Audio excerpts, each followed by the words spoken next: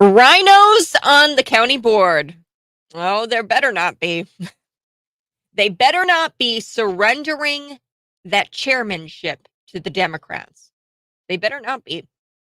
Secret deals and selling out for empty Democrat promises. Is that what the GOP voters want in McLean County? Absolutely not. We're going to shed some light on this because there's a county board meeting tomorrow, Thursday. So we're going to have Jeff Tompkins coming in 6:30 a.m. I've had a couple of people ask me last night, "Hey, have you heard anything more about the chairmanship?" I have, and I've got some good news. But you guys are going to have to stick around until 6:30 because I have a couple of stories I want to run through before Jeff gets here, and then when Jeff Tompkins, a McLean County board member, gets here, then we'll talk about the chairmanship, how John McIntyre abruptly resigned.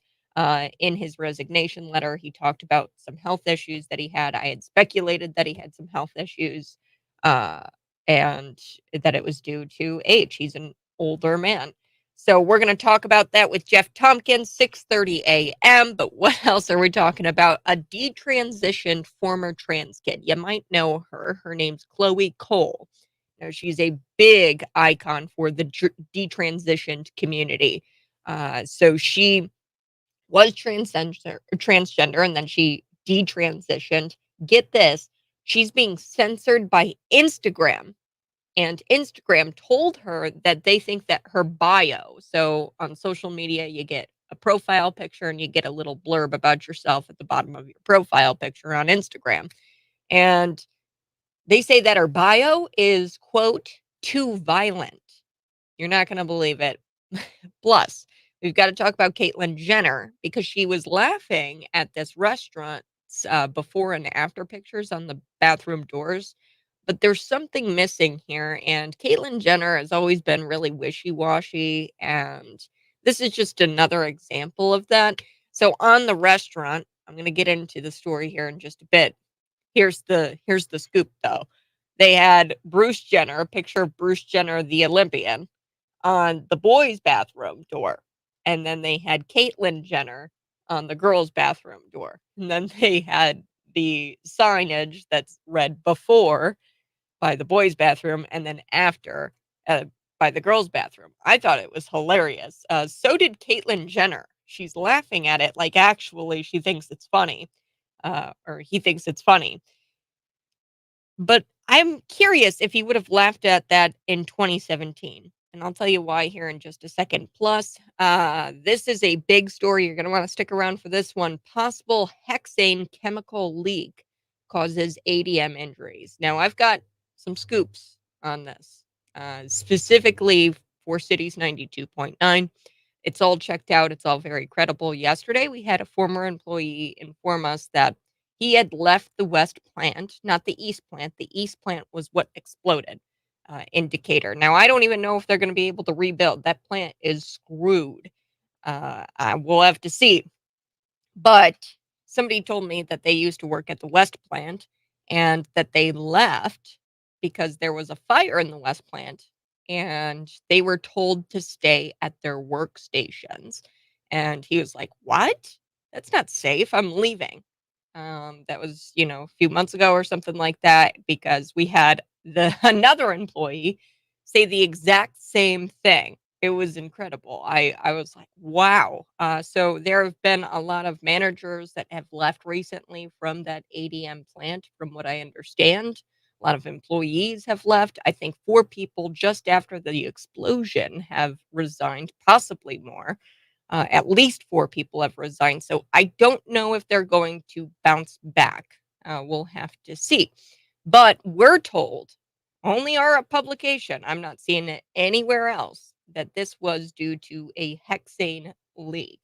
I did some homework about the hexane chemical, why they could be using it in the plant.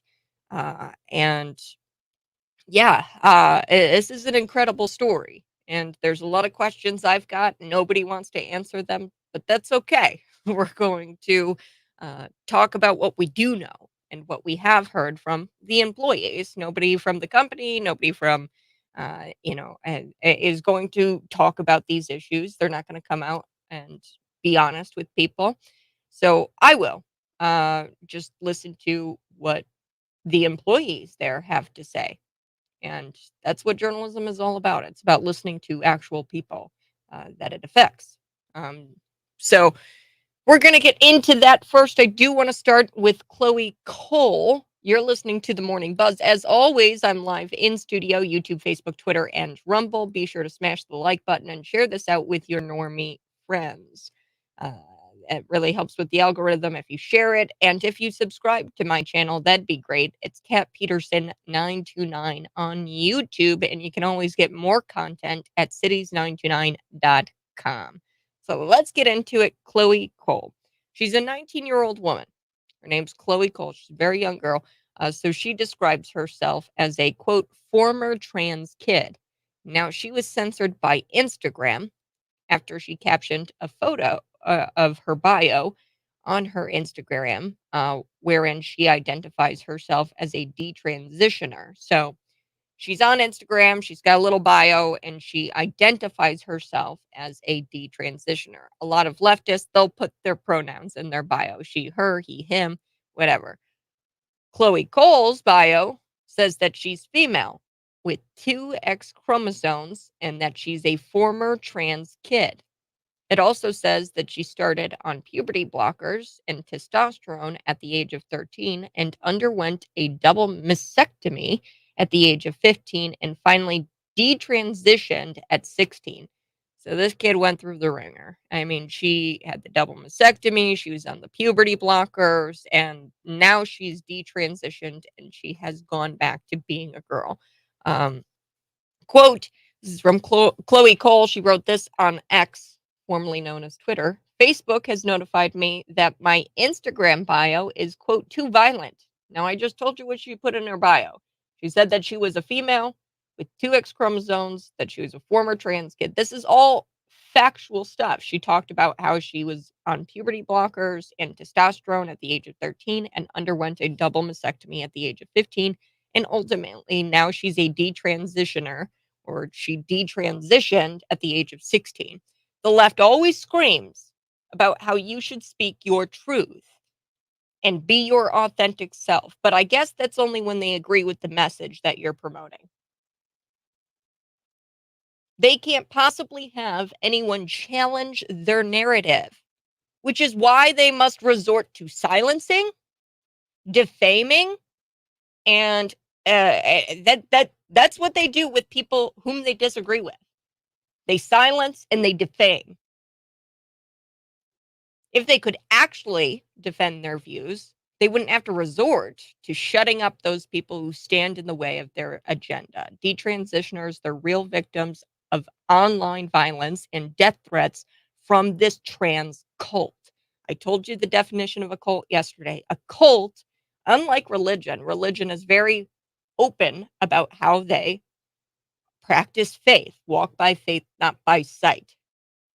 This is not even a religion. This is a cult because they walk by no logic, no faith.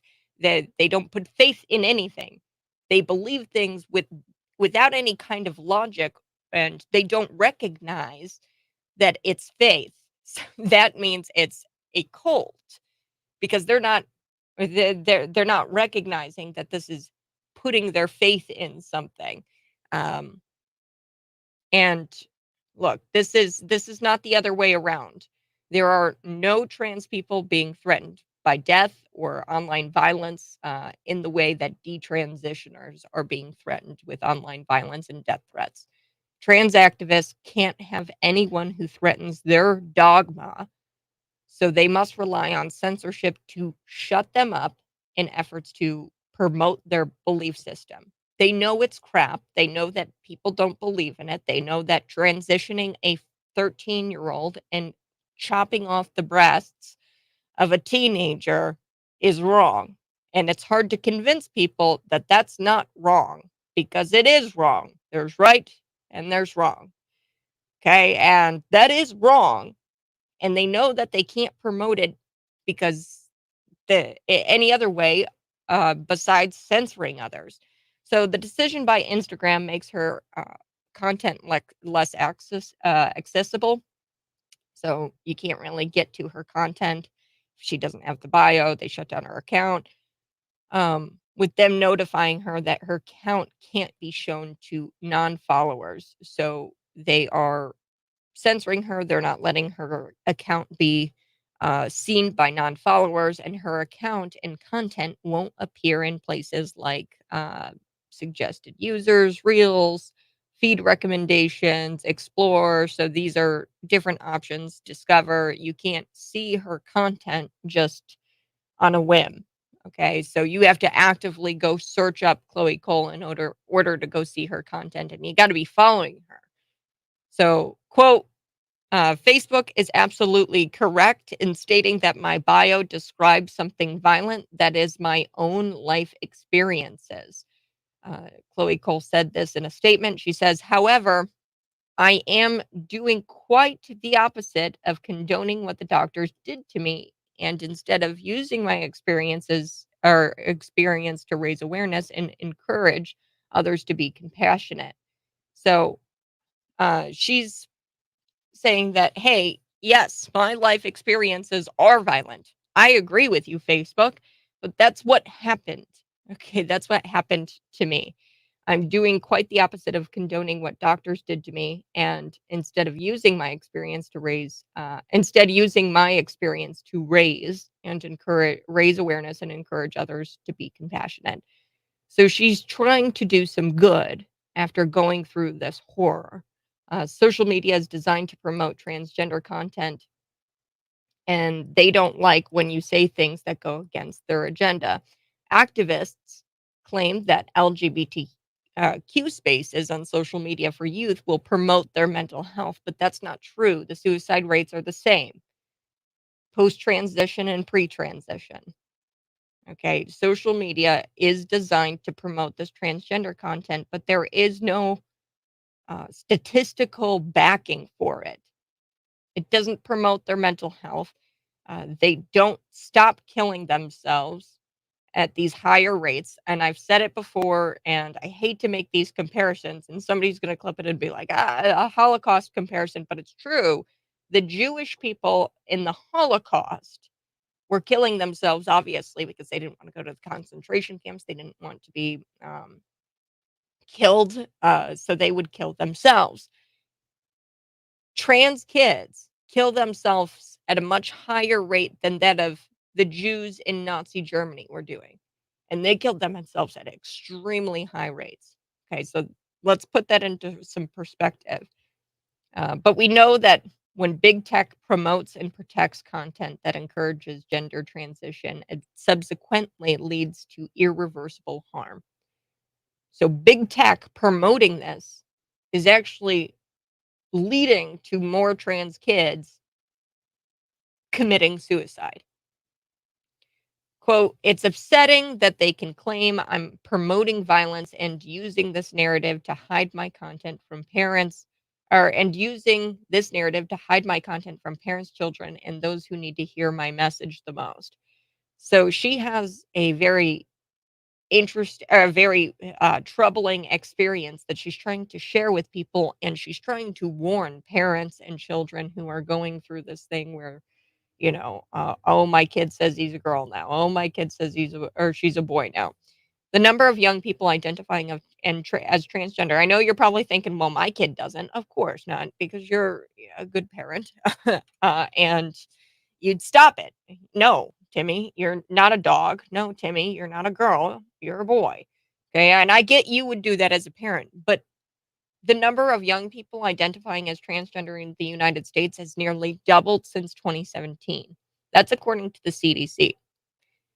And we only used to see male to female transitioners, with them usually experiencing dysmorphia at a very young age. However, the status quo has reversed. Now we're seeing female to male transitions have actually become the majority. So females are transitioning more so than males, which is kind of interesting because it never used to be that way.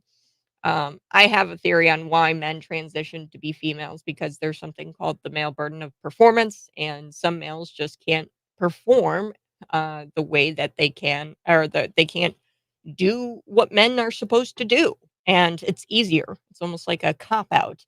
to become a woman.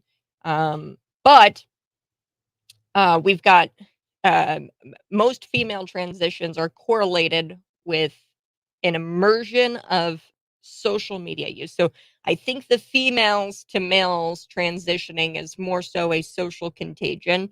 And we have the stats on this, we have the data. It suggests that these females who want to transition to males, it's because of the social media use and the content that's promoted to them via big tech. Content moderation as a means of censorship is a real threat of violence. Here is a big tech actively promotes gender mutilation. Okay, big tech is promoting gender mutilation, content moderation as a means of censorship is a real threat of violence. Here is a big tech actively promotes gender mutilation. Okay, so this is huge. Them moderating and decide and censoring Chloe Cole is going to lead to more gender mutilation. The pro gender transition design of social media is what kids need protection from. It's not the other way around. So I've got to take a break. We're going to come back. We're going to talk with Jeffrey Tompkins from the McLean County Board. But this was so important, folks. And I took some time, but you need to know what's happening on social media. A lot of people look the other way and they don't want to talk about social media. Well, I'm not on social media. And I get that, but you need to know what's going on social media. You need to know that big tech is actively promoting transgenderism and gender mutilation to these children. I'm going to be back on the other side. This is the Morning Buzz.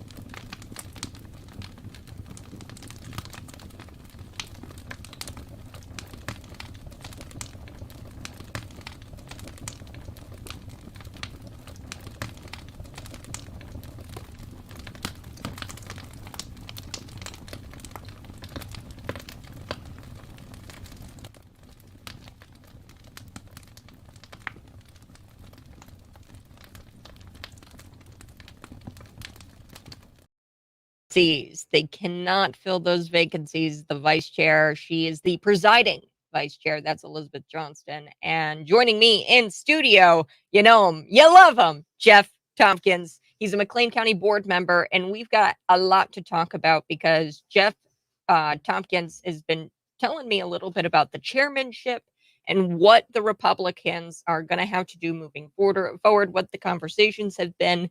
But with the Republicans on the county board, are we getting a Republican for the chairmanship? Your thoughts? I know the board meeting is September 14th. That's tomorrow, folks. And I just want to have Jeff in to talk about the chairmanship and if he thinks that that's actually going to go to a Republican, and if there was talk of Elizabeth Johnston actually becoming the chair.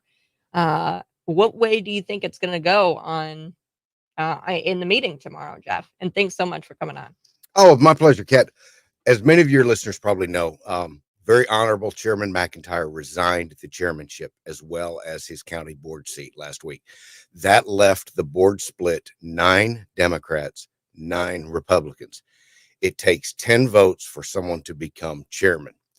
So with this stalemate, compromise will have to come from one member of one of those parties crossing over to elect a chairman. Mm-hmm. So as it stands right now today, we have 9 Republican votes against Elizabeth Johnston's nomination. She hasn't even been nominated yet, but that's the intent. She has announced publicly that she's seeking the chairmanship. We have 9 votes to say no. They have 9 votes to say yes. So where do we go from here? We've got to have good government. I think it's been the intent of the board and the intent of Chairman McIntyre to have a Republican chairman.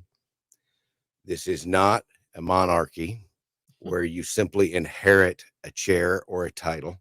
Mm-hmm. I think that the Democrats have shamelessly attempted to exploit the health-related resignation of Chairman McIntyre for political advantage. And I'm not going to allow that to happen.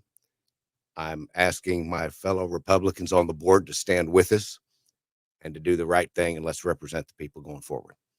Right. And well, I want to kind of walk us through the vice chair, and they're trying to exploit it. I like how you said that because it's almost like it's there's a process, and there is a process for the vice chair to preside over meetings until a new chairman can be elected by the county board. And this vice chair can preside over meetings in pretty much for a long, long time until the next election. In fact, I think I would prefer that over, a chairman. A chairman can fill those vacancies.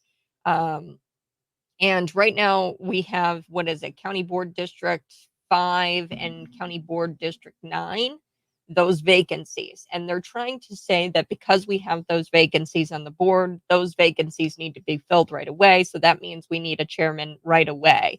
That's not true because Elizabeth Johnston is still the vice chair of the county board, not the chair. The vice chair can preside over meetings, but cannot fill vacancies on the board. Only a duly elected chair can. Elizabeth Johnston, per the county rules, she has called for an election for the chair at this meeting tomorrow. Okay, so we're going to have a meeting. Likely it's going to be a stalemate, right? Because it's 9-9. It's like you said, it's 9 Republicans, 9 Democrats. Somebody's got to give, and it better not be the Republicans in this situation. But if the chairman cannot be elected, Elizabeth Johnston, this is important, can continue to preside over the meetings as a vice chair. She just can't fill those vacancies. I say that a chairman shouldn't fill those vacancies. I mean, great, we elect a chairman, he fills the vacancies, sure. However, I mean, we're close to an election. I mean, 2024, it's just a little while away.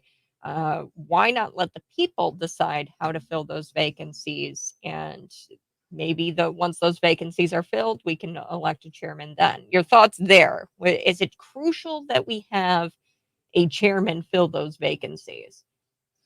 I wouldn't say it's crucial. I would say it's desirable. The people expect to have representation in those districts, and they're entitled to representatives, and it's certainly our intention to try to fill them. However, we're not going to stand idly by and let someone that does not reflect the actual values of a given party be appointed by a chairman for partisan reasons. I don't know who all has applied. I know a gentleman's applied in District 5, I believe, and I'm not sure who has applied in District 8, but we need to look at those folks and see where they stand on the issues and not necessarily appoint a wolf in sheep's clothing. I think it's also important that those two positions be filled simultaneously so that one party doesn't get one extra member appointed 2 weeks ahead of another one. There's a lot of gamesmanship and potential for gamesmanship to be played on this board, and the people deserve better than that. Yeah, because what the Democrats could do is fill this, because they got to fill the county District 5 with a Republican. What the Democrats could do is fill that District 5 secretly. You know, you never hear of dinos. You only hear of rhinos. You know, like I've never heard of somebody, a Democrat in name only. Maybe we ought to start doing that, Republicans, where we start running people as Democrats, but actually they're Republicans. I think that would be a smart move. You know, they're if well, what's the point of party lines or parties having two like that's the way it kind of goes. You got the politicians, it's divided into people, and then it's divided into parties. What's the point of having an R by your name if you're not actually going to hold your standards to the R standards, right? To the Republican standards. Why, if you're not going to vote like a Republican, why be a Republican? So I don't know. I will have to see what the Democrats do. For sure they're going to try to put some sort of rhino in there, I would imagine, and they've got tentacles everywhere, so they can figure out who will be willing to run as a Republican in that county board District 5, and that person is likely or could likely be uh, voting for the Democrats on issues. Because if we were to have one Republican, one Democrat fill these vacancies, the board is still at a stalemate. It's still 10-10. So, of course, they want to push their issues and get their votes. What they're going to try to do is get that Republican to vote Democrat every single time. And what better way to do that than to pull from their Democrat coffers? They know somebody, you know, who's willing to put the R in front of their name and fill that vacancy and say they're an R, but they're not really an R. So one thing I did want to also ask was if there were any names floating around for the Republican side of things. Now, I asked Chuck this, and he was like, well, I don't want to give away my hand a week ago. But tomorrow is the meeting. Is there a Republican name that's been floating around for chairmanship for nomination? Catherine Metzger. Catherine Metzger. Oh, very interesting. Why her? I'd assume that you are backing Catherine Metzger. Well, I think all 9 of us are backing Catherine. From my understanding, Catherine has a long track record of public service. She's been involved in township government. She's been involved in the county board a long time. She has the hands-on experience in governmental operations and budgeting and many aspects, and a lot of seniority on the board. She's a good choice. We have some ideas for vice chair, but we're waiting for someone to volunteer, so to speak, and Mr. Schulter indicate he would do it if asked. He's not actively seeking the position. Wait, so we're not only filling the chairmanship, are we filling the vice chair? Oh, does the chairman pick his own vice chair? No. Her own? If that was assuming we are able to reach a consensus on a chairman, then of course we would elect a vice chair at that time too. Yesterday in the executive committee, some rules were crafted and laid out for the procedures to hold the vote tomorrow. And I read the executive committee packet, and those rules were passed, and then they were to be distributed. Well, I still haven't got anything distributed to me, so I guess they'll be distributed 5 minutes before the meeting. Once again, a typical Democratic procedural move to keep people in the dark until the last minute. So the procedural rules of how that vote is to take place. Interesting. Yeah, because I don't think that this is, you know, if a stalemate is at 9-9 with the 18 board members and leave as it is, or as is for 14 months. So for 14 months. So if there is a stalemate tomorrow with these 18 board members, then you can leave it as it is with the vice chair presiding for 14 months. Which by then we will have an election, which will really change things up, right? I think so. But the vice chair can continue to be a presiding officer and preside over these meetings. She can't fill the vacancies, but she can preside over the meetings, right? Absolutely. And government will continue to function. The people will continue to be served. There isn't going to be some sort of a shutdown of any kind, if you will. It'll continue to function just fine. And we don't want to have a stalemate. That's not the ideal. The ideal is to reflect the wishes of the people of McLean County and to continue the legacy of service that Mr. McIntyre laid out. We don't want to see a power grab. We don't want to see someone take political advantage. And we feel like that's what's happening right now. Yeah. Well, and one thing I would ask is if do you know a Democrat? Have you guys been working with some Democrats on the county board as Republicans to get them to sway over and to vote for Catherine Metzger, the Republican? Is there a name of a Democrat who would be willing to vote for Catherine Metzger on that board? That's very interesting that you said that. When I got on the county board, I went in as a blank sheet of paper, perhaps naively optimistic that I could reach across the aisle and work with Democrats in a consensus. I have attempted to lean in on the conversation, lean in on the rulemaking and the procedures that go on these committee meetings. No one reaches out to me. No one will include me or any Republican unless they have to. I think it's very indicative of who is actually playing party politics when you're just not included in how things are done. Things are siloed in committee, Cat. I've tried to reach out to Democrats. One Democrat reached out to me, liked something I said in a meeting, and then never called back. And that's, I'm always reaching out. Elizabeth Johnson, seeking the chairmanship, never called me. You just don't hear from them. Yeah, At least I don't. You would think that she would be trying to call all the Republicans to try to sway their vote for her, because she is in a 9-9 situation. So she's trying to get, maybe you haven't received a call because you're a stronger Republican than of maybe somebody else on the county board, which brings me to my next point. What can we do as constituents? And in the county, McLean County, can we call our Republican board members? Do we call and ask them to vote for Catherine Metzger, or to get behind the Republican, or to just put a Republican in there? What do you want from the constituents?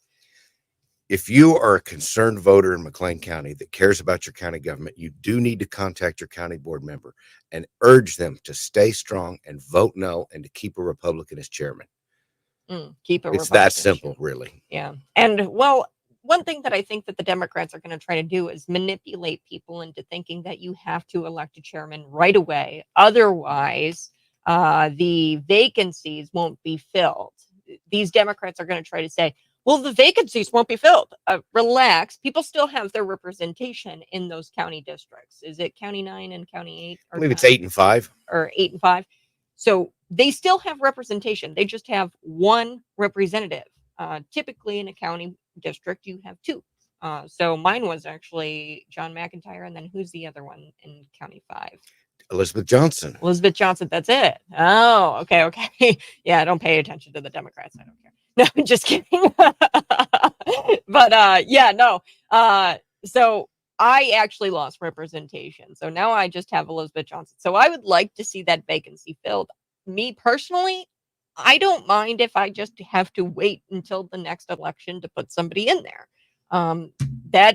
We should always leave it up to the people, right? Even filling the vacancies, I understand it's desirable for some. For me, I think leaving it up to the people is probably the best outcome, because then it's not a chairman who gets to decide who's appointed in that position, but it's rather the people. Then we would completely avoid a situation. We would get to run a guy, and it's a lot different from appointing somebody and not really knowing who he is. He could be a rhino in that District 5. Running somebody and the party getting behind that person in that run would decrease the chances of him being a rhino. and it would make it much harder for the Democrats to win that seat, to win the County Board District 5 seat with a rhino. You know what I'm saying? Absolutely. And it would be one thing if it was a traditional Democrat seeking to serve the public. But what we have is, in essence, progressive socialists that are attempting to power grab using Saul Alinsky tactics of any means necessary to get that chairmanship. And that chairmanship has downstream effects. It places the committee appointments, and those can be shuffled around in such a way where there could be a Democrat majority on the finance committee. And then that has downstream effects to budgets. And the potential for gamesmanship is high, and we just don't want to see that in McLean County. Well, and then you've got Chuck Erickson possibly, likely, winning that Illinois State House 88th, and he could be leaving us. And that's the Justice Committee that he serves on. And in fact, I think he might chair that committee. That's correct. I'm on Justice. Chuck is the chairman. He runs a great meeting.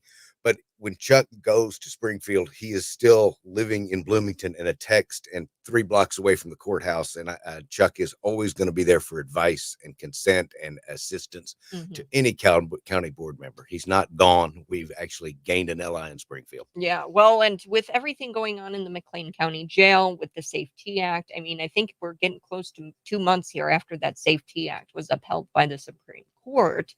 See, all of this has effect on us. I've talked to Erica Reynolds. She has said that they are going to have to revamp some things and rethink some things and get creative when it comes to keeping hardened, violent criminals behind bars when it comes to this Safety Act. And they are reimagining and trying to create things, and with a shortage of prosecutors, mind you.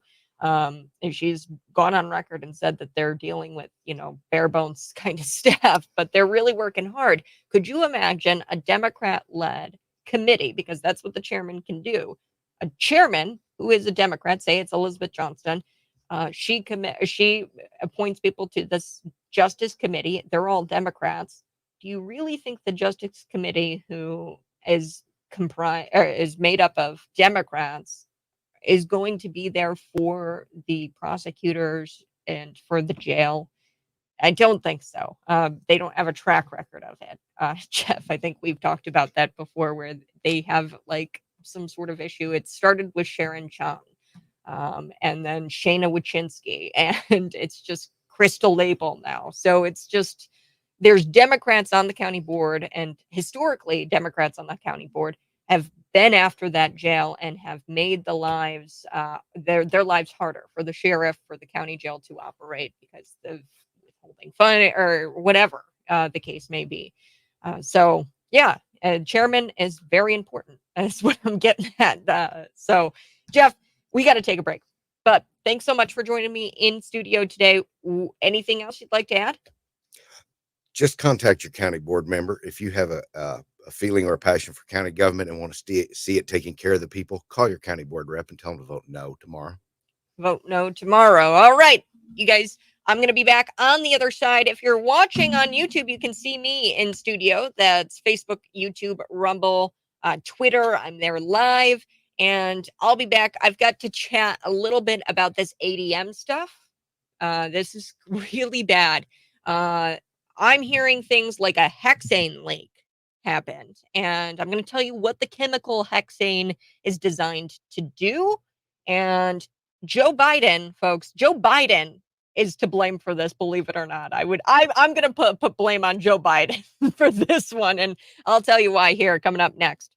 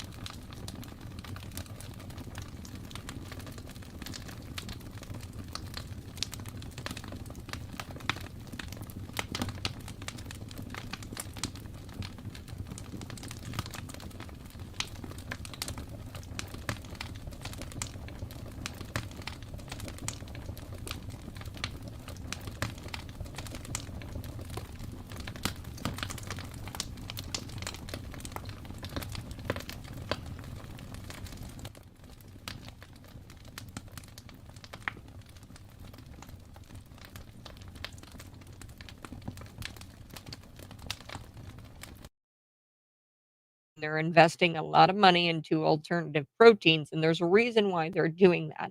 It's because Joe Biden created an executive order. So I'm going to chat a little bit about that on the other side. Plus, Caitlyn Jenner, she's laughing at a trans joke. It's pretty funny. I'll be back.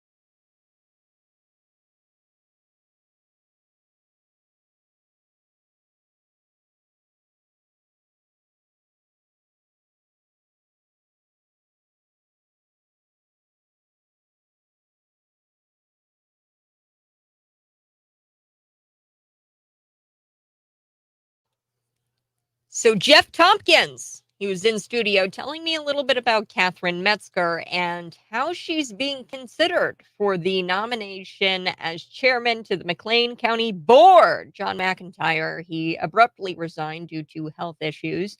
And Jeff Tompkins shared that he has some concerns that the Republicans or that the Democrats are going to try to take advantage of the fact that John McIntyre had to resign due to some health concerns. And he's worried that they're going to shove a Democrat into this chairmanship. And that is not right. John McIntyre was a Republican, and it only makes sense that the chairmanship is elected to a Republican of some kind, and that we nominate a Republican in that position. So Jeff Tompkins says that Catherine Metzger is being considered for that nomination. That's breaking news this morning. Good morning, the morning buzz. There's so much I want to get to today. So Caitlyn Jenner, she's out there laughing at this restaurant before and after pictures that they've got up on their bathroom doors. I think it's hilarious. So does Caitlyn Jenner, but I'm curious if she would have thought that was hilarious back in 2017 when she was an Uber Lib or when he was an Uber Lib. So the restaurant, they've got this picture of Bruce Jenner. So the Olympian Bruce Jenner, the man, on the boys' bathroom door, and it says before. And then on the girls' bathroom door, they've got a picture of Caitlyn Jenner, and then it says after. So yeah, I think it's a funny joke. The restaurant posted it, so Caitlyn thinks it's funny as well. We're gonna have to talk about this because I think Caitlyn Jenner would have had an issue with this, but 4 years ago. All of a sudden, Caitlyn Jenner is like totally cool with everything because she's MAGA now. She's Make America Great Conservative. I don't know how she's cool with this, but wasn't cool with it in 2017. So we're gonna get to that. Plus this hexane chemical leak. So this is exclusive reporting from Cities 92.9. You're not going to see this on CNN or any kind of national news covering the ADM explosion. So ADM, it is a global leader in nutrition. It's a food processing plant. And Cities 92.9, like I said, we have obtained some information that other news outlets don't have. So we have heard from former employees. These are employees that were with the company for years. Okay. They have told us that possibly one dead. We've possibly got two more people who died. They were airlifted. And we know for a fact that there were 8 employees injured, at least 8 employees injured. So we're waiting on confirmation from officials that confirm this individual dead. Possibly 2 other people died. I've seen social media posts that suggest that these 2 other people died who were airlifted. We'll have to see. There's an investigation pending uh, right now to determine how that explosion happened. We have, on good authority, that this was a hexane chemical leak. It was a hexane tank that leaked.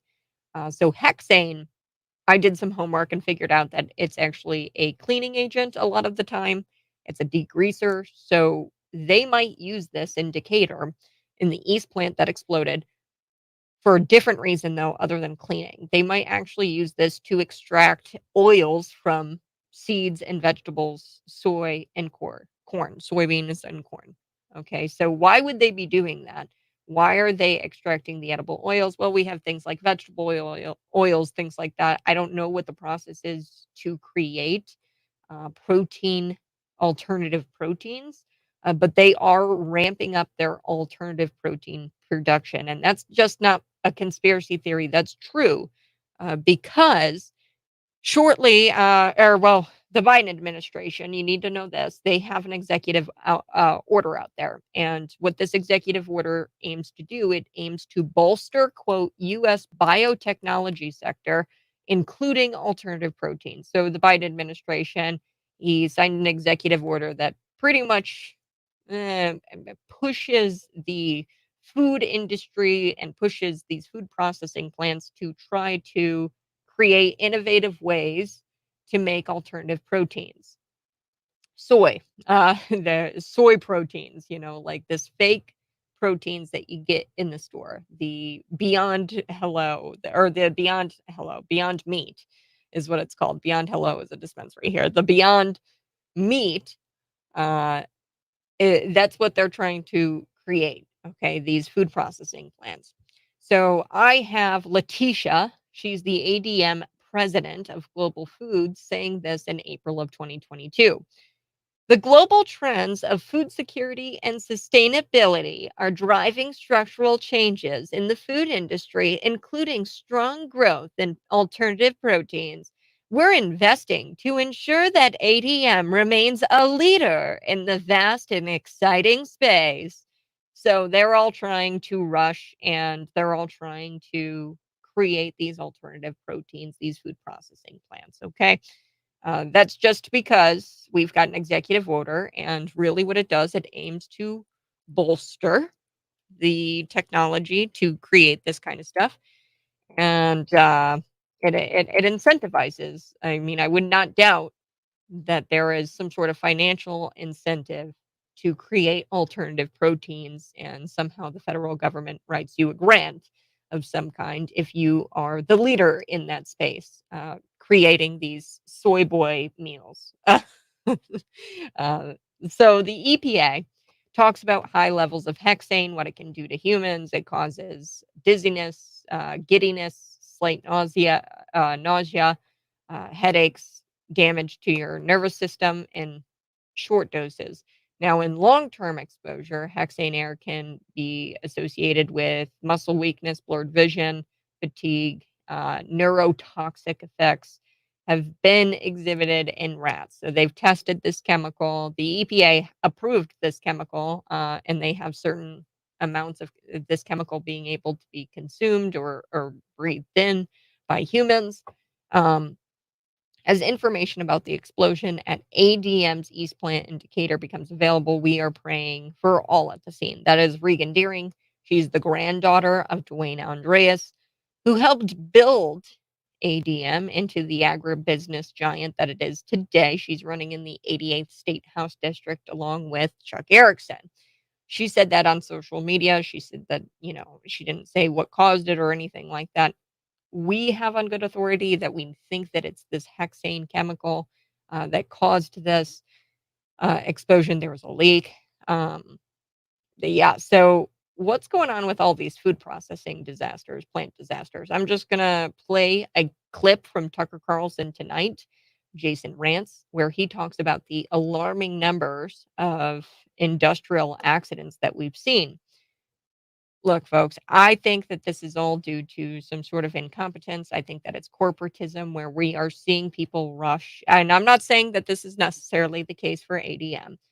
I'm just kind of blanket statement here. Corporatism is evil and capitalism is good. It's different from corporatism. Capitalism is where you are competing to have the best product. Corporatism is where you're competing for ESG scores, for pats on the back by the US federal government. Okay. And you're trying to meet all of these different quotas. You're trying to be the first at everything. You're trying to meet diversity quotas. You're trying to uh, make a press release. You want that one statement to be able to put in that press release that makes you the first, whatever it is.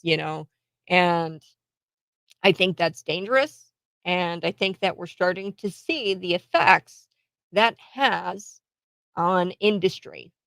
It's not good that we have somebody in this Joe Biden, the Biden administration, creating executive orders that encourage our biotechnology sector to create alternative proteins. If that is not what these companies want to do at that time, then why are you incentivizing really via executive order?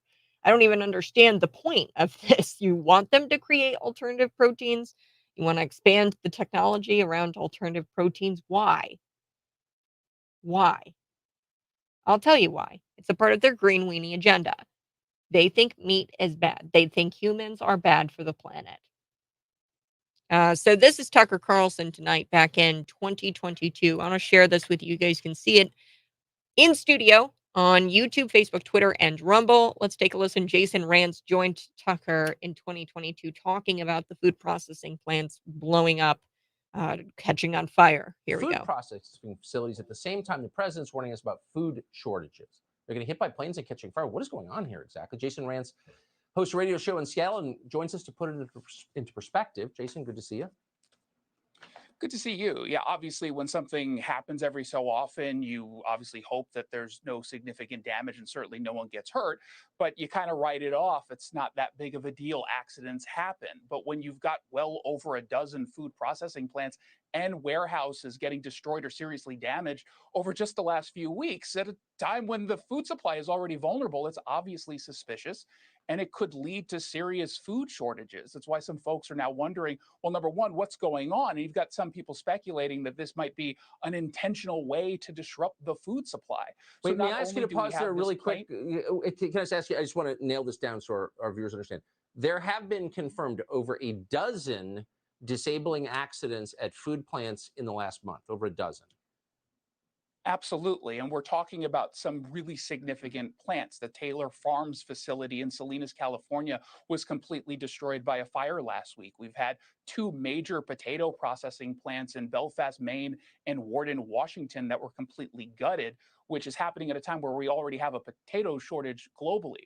You were talking about the onion supply at that Rio Fresh, but it's not just produce plants. Last month, there was a fire that took out a Nestle food plant out in Jonesboro, Arkansas, and that's impacting frozen food brands like Hot Pockets or Stouffer's, which maybe you might buy if you can't get fresh food from a warehouse that just exploded. And that Shearer's food facility you just mentioned in the open, I mean, that's the only West Coast facility that they operate. So there is some significant concern, of course, that this is going to impact the supply chain. Now, So there you have it, folks. We had Jason Rantz on Tucker Carlson, a year ago or so, talking about how there were food processing plants and warehouses being destroyed.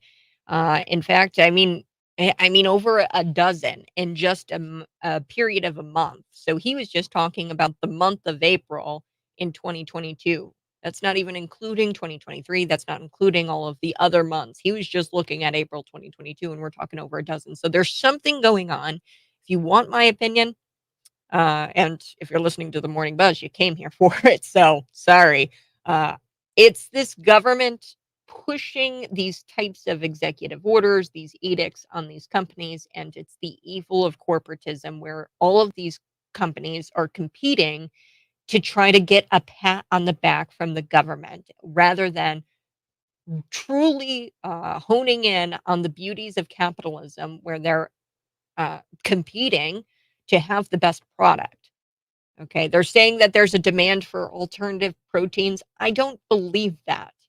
Okay. And I don't believe that there was a food shortage or there might have been some kind of food shortage, but they were trying to say that there's a food shortage or trying to say that there's a meat shortage. So that way they can push this alternative protein crap and get our men to be soy boys. Okay, they want our men to be soy boys and they want us to eat tofu and they want us to shut up. You're going to be happy with your tofu and you're going to be happy with your iPad and the chip in your hand that you use to purchase your tofu at Amazon grocery stores. Okay, shut up. Stop eating the meat. What is with it in these people? I don't understand it. So anyway, that's a little bit about the ADM explosion. Like I said, I mean, this is all very, very hush hush. Somebody texted in, Darren on the YouTube channel. He commented, I know a guy who works there. He told me that everything is hush hush on what may have caused this fire or explosion. Yeah, I have a feeling that we're not going to hear what exactly caused it from any kind of authority figures or officials through ADM for quite some time. However, we have on a good source who has told us that it was a hexane tank that leaked. This is a dangerous chemical. I mean, these food processing plants, a lot of them don't even have light switches because that's enough to ignite fires sometimes. And people don't talk about the dust that are in these plants. So Yeah, I mean, I'm not shocked that there are fires aren't anything new in these food processing plants. However, the rate at which they are happening is concerning, and I think that they're so worried about meeting expectations from the government that they're forgetting to do their darn jobs, and they're not doing their jobs well. I don't know. We'll have to see.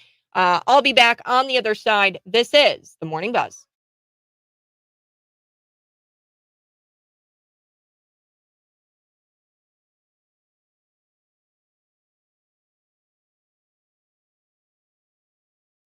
Good morning. Hey, if you're watching right now, go ahead and smash that like button and give me a follow on YouTube or subscribe to the channel. That's Cat Peterson 929. I'd greatly appreciate it. Darren, thanks so much for letting me know about your friend here. I've heard that there's been a lot of managers who have left ADM in the recent months. So that could have something to do with it. I've heard that there's a lot of people looking to resign now post explosion because they don't think that they're going to rebuild. So there's a lot coming out from this.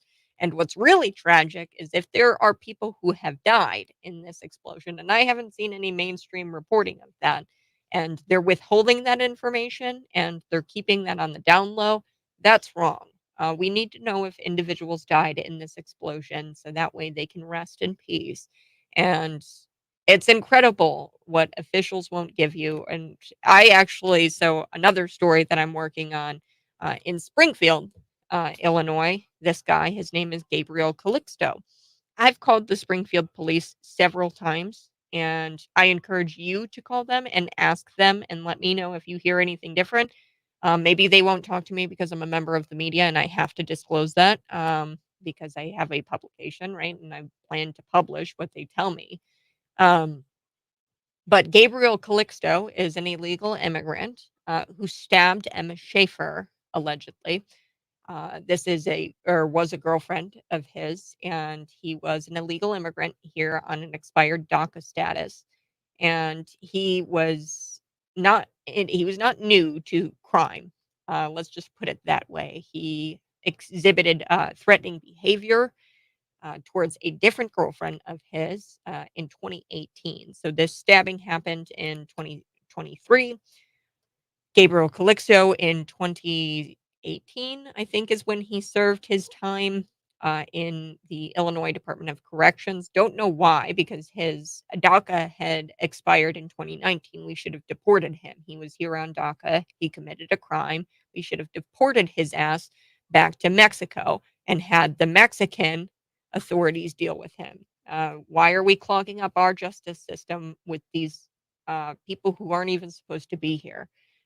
People who are given this status out of the kindness, really, of the American heart. Joe, as Obama would put it, really what I think the DACA program is human trafficking. Why would we rip children away from their families? That's what this is designed to do. Except it's not children because the average age of a DACA recipient is like 29 years old, although it's called the Deferred Action Childhood Program. So assistance or whatever. So that's what DACA stands for. It's for children, but the average age of a DACA recipient is like in their 30s.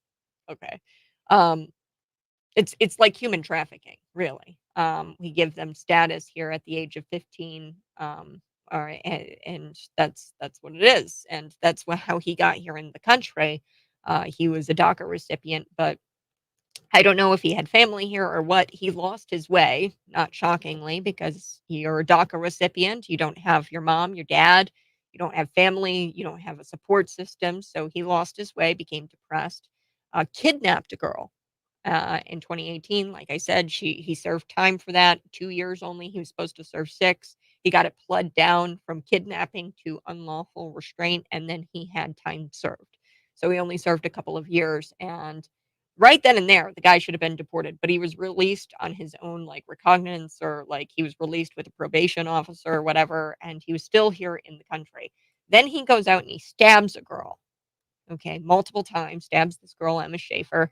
Um, and the sad thing about all of this is that the Springfield police, after several phone calls I've placed to their department, will not tell me where he's at. Where is he? Have you apprehended him? Is he still on the run? Is he suspected to be in Mexico? Because that's what I'm understanding, is that he went back down to Mexico. But do we know that for sure? He could be on the run. The reason why this matters is because this isn't just happening here in Illinois. This is happening in Pennsylvania right now. They still haven't caught the guy. This is another guy in Pennsylvania. He escaped a prison, actually, and wow, he's still out there. I'm looking at this right now to see if there's any kind of updates on his whereabouts. Nope. Daniel Calvacenti. Uh, he is an illegal alien. He crawled up the wall like Spider-Man from the prison, and he is out there. And there are people right now who are trying to purchase guns. Pennsylvanians in that community, they're trying to go out there. Here it is, gun store near the search for this convicted killer, Danilo Calvacente, sees a boost in business as neighbors plead for police to catch this guy. So this isn't just happening in Illinois, it's happening in Pennsylvania as well. So we're back. Hold on.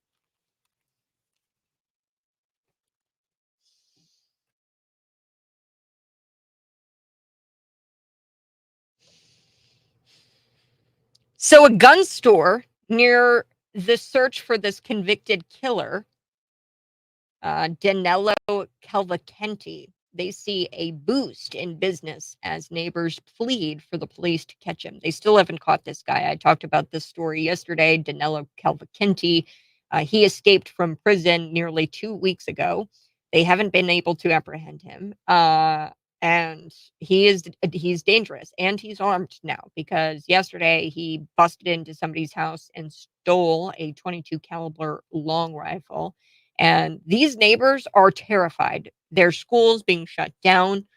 There's police are telling people to stay inside their homes.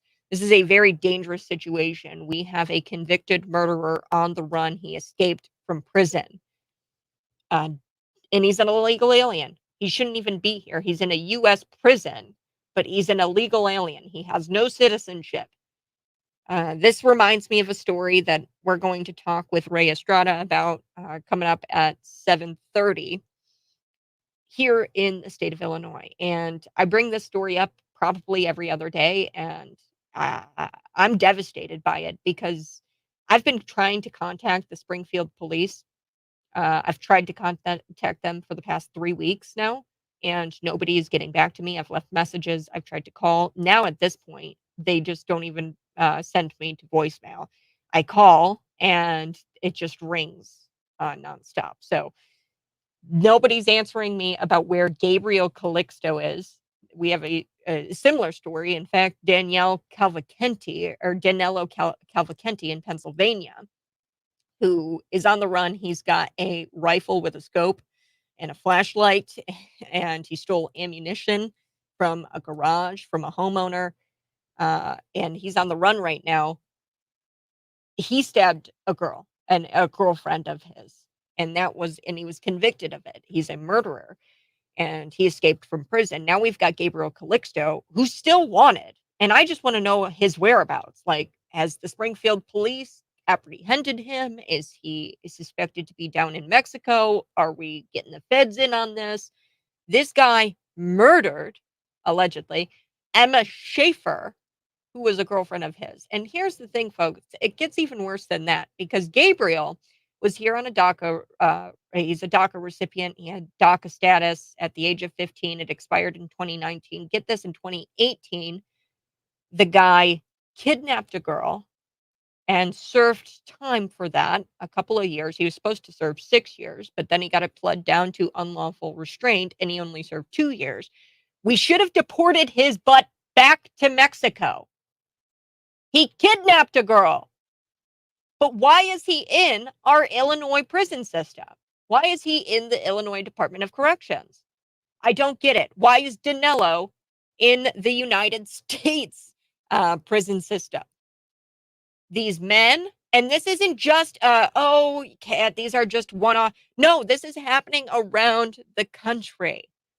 I just shared with you it happened to Emma Schaefer. She's a Springfield girl. This is somebody in your community.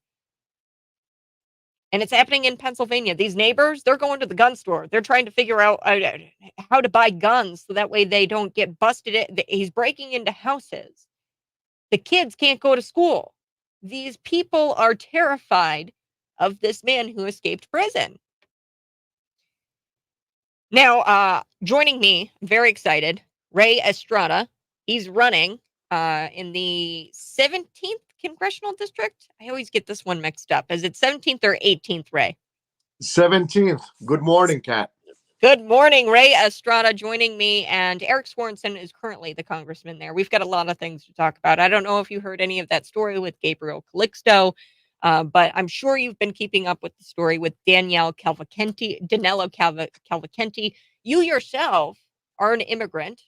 You are a legal citizen. So first, tell me about your legal citizenship and how you got it and why you got it and why illegal immigration needs to be fixed and what you're going to do. I know it's a loaded question, but tell me just illegal immigration and what's bad about it? What's good about it? Is there anything good about illegal immigration? So just let me know your story too. Sure.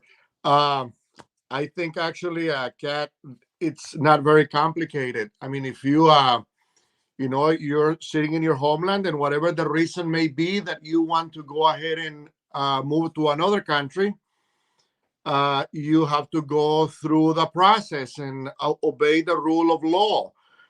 It's something very simple that I think we have totally taken for granted, and we have been conditioned to believe that it's a right for anyone to come to the United States, and it's not.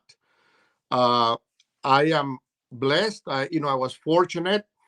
I mean, as you probably know by now, I mean, my family has a long history with the United States.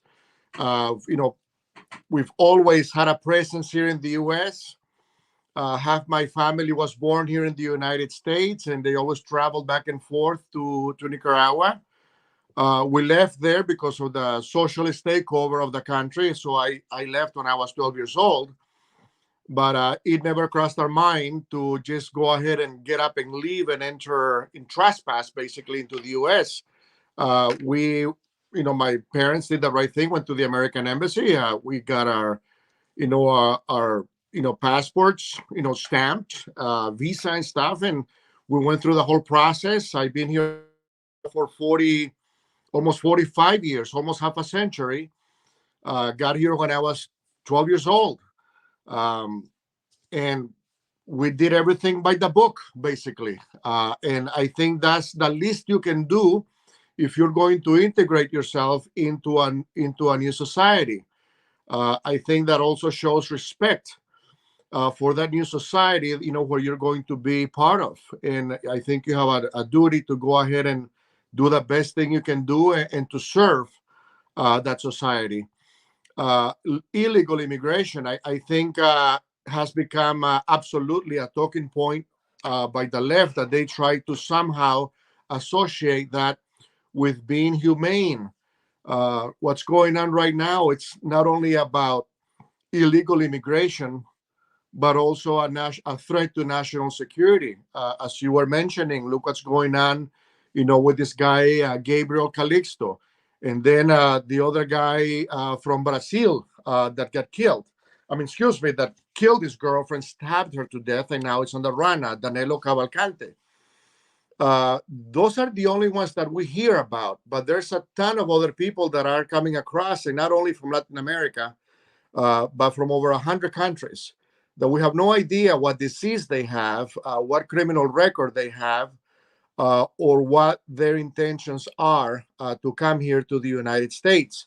I think legal immigration, it's great. I think that's part of the history of the United States, as long as it's not to the detriment of its citizens. Mm. I Yeah, hope that and made sense. yes, it sure does, Ray. And I thank you for sharing your story. And one thing that really peeves me off about all of this, we don't know their criminal history when they come in, But also in the case of Danilo and Gabriel in Springfield, Illinois, who also stabbed his girlfriend, which is incredible. Like I can't believe that. I mean, as heinous as crimes go, stabbing your girlfriend is probably up there, right? And he, well, we don't know their criminal history when they get into the country, but then they start to rack up a criminal history here in the United States, and they still get to stay. So Gabriel and in the case of Danilo, both had criminal history leading up to this ultimate stabbing of their girlfriends.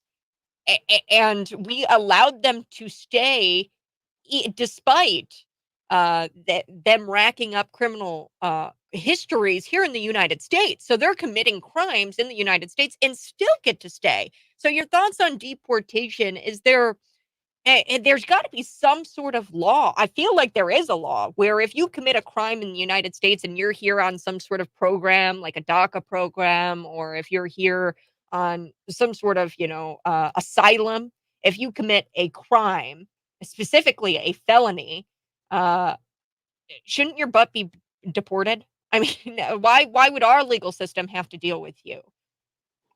I think there are laws right now, Kat, but you know very well that unfortunately they're not being enforced. The same way, if someone commits a crime, they go to jail. You're right. There are laws that if you have, a temporary status, to my knowledge, here in the U.S., whether you're from, the Middle East, China, Latin America, India, wherever, if you're not a U.S. citizen, you are subject to deportation. For example, if you have even a green card, now you have to renew it like every 3 years or so. If you commit a crime, you're subject to deportation. Those who do not have a permanent legal status, they commit a crime, they are subject to deportation. It's actually pretty clear. The problem is that they are not being deported. And why it's not a problem? And then you have the left saying, well, it's inhumane, it's racist, and it's not. In this, campaign, I've been going all over the place, Kat, as you know. I had the opportunity to see you on a couple of events. I have been meeting, with everyone, both immigrant and both, Americans. And they're like, yeah, they don't have a problem with legal immigration. They have a problem with illegal immigration. And talking to some of my friends from the Hispanic community, they're like, I am sick and tired of everybody telling me what I am for and what I am not for. Yes, I came here, let's say 20, 30, 40, 50, 60 years ago. Some of the people that I have been meeting with from Mexico, and they're like, but I'm a proud American citizen, and I'm proud that I pay my taxes. I'm proud that I obey the law.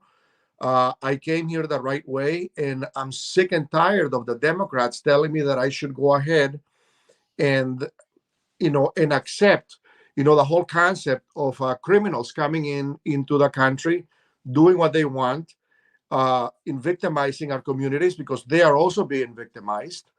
And if you say anything about it, you're a racist. Mm. Yeah, it's really sad. And Ray, I do want to kind of piggyback off of that concept. You said, you're racist and they're making these people out to be victims. These are military-aged men who stabbed their girlfriends. I don't think that these public libraries who feed pornography to children are victims either. These librarians who put that kind of stuff on the shelves. And I'm sure you agree with me. I know that there was some Senate hearings yesterday. We actually had Alexi Julianis up there. He's the Illinois Secretary of State. I'm not sure exactly how his role in Illinois Secretary of State is to keep pornography on the shelves. And Ray, I don't know if you've seen it, but here in the state of Illinois, it's terrible. I went into the Bloomington Public Library, and that's in your district, I believe, the 17th Congressional District. Ray Estrada joins me on the Morning Buzz, and he's running in that district against Eric Swanson, whom I don't think anybody else is running as a Republican right now. So it looks like it's just going to be you and Eric in the general.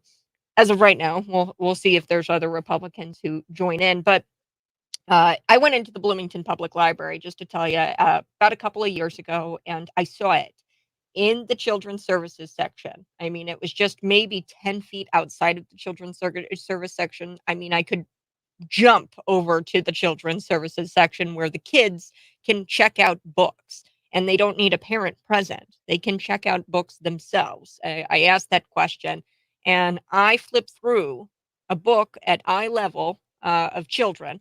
So it's very low to the ground, right next to Dr. Seuss's Green Eggs and Ham.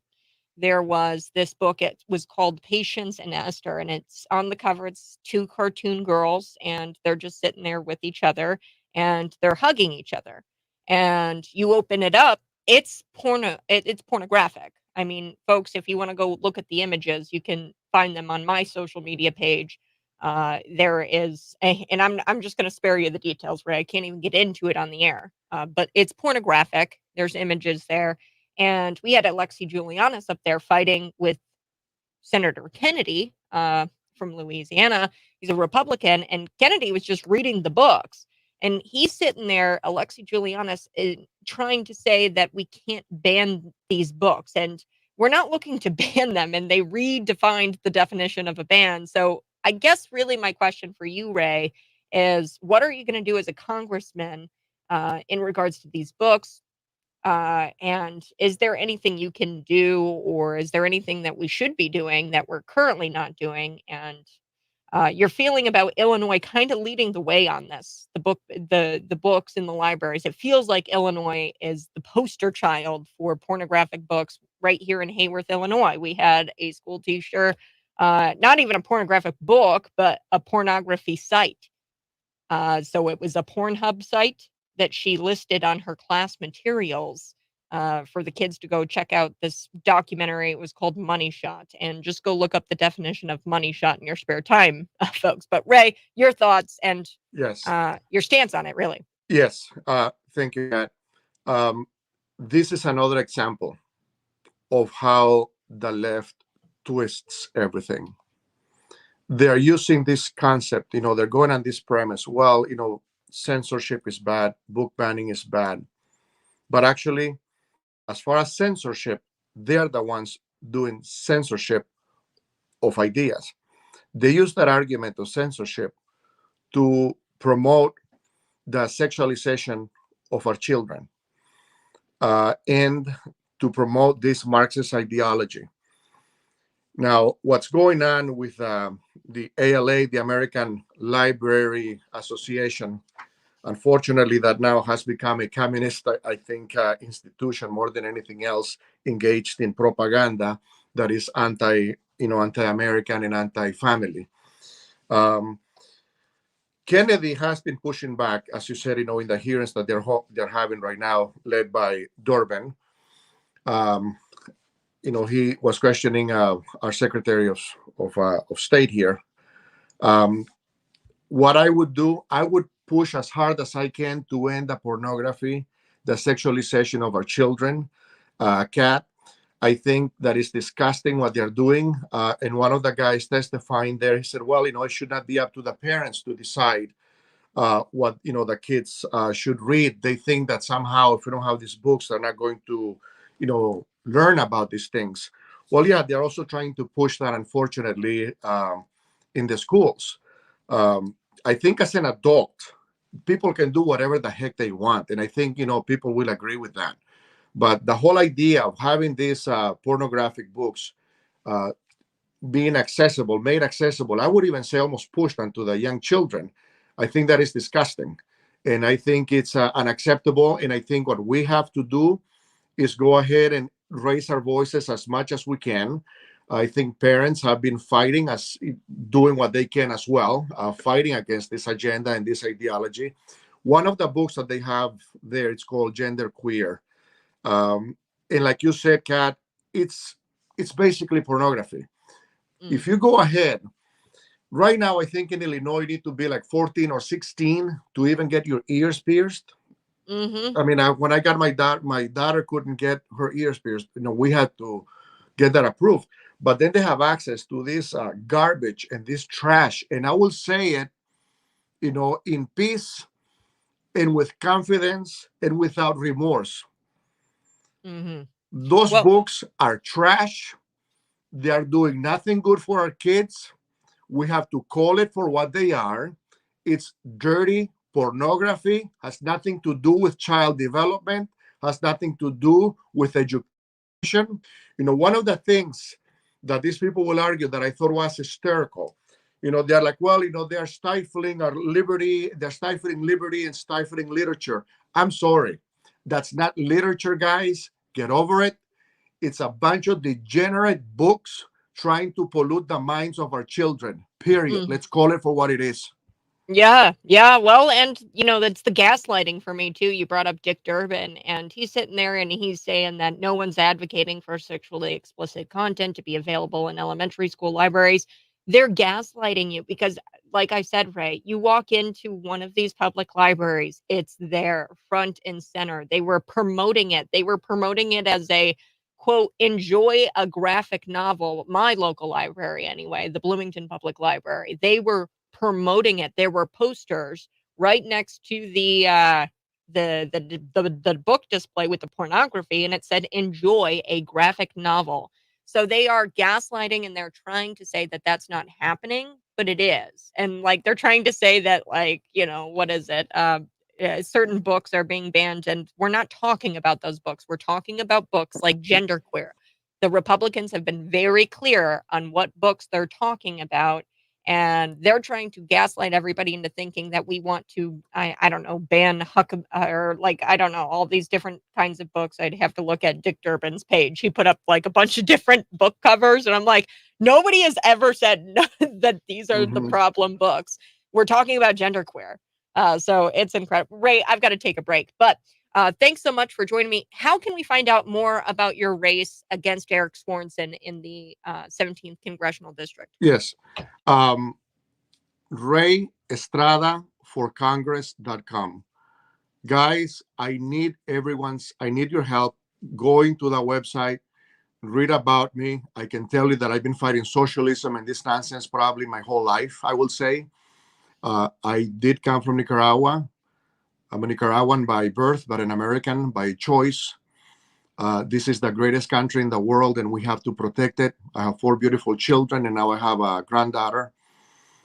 We have to stand up to this socialist Marxist agenda.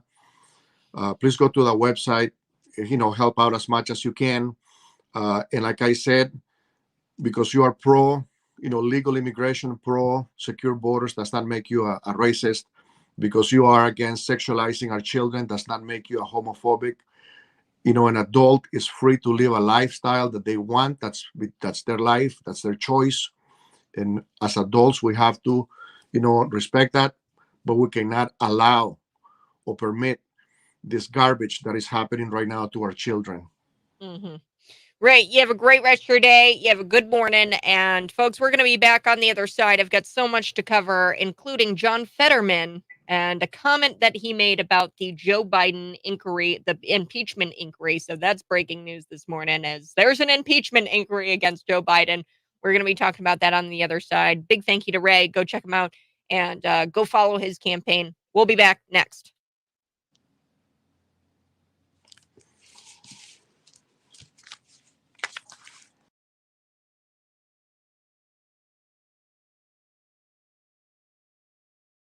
How fun was that? That was awesome.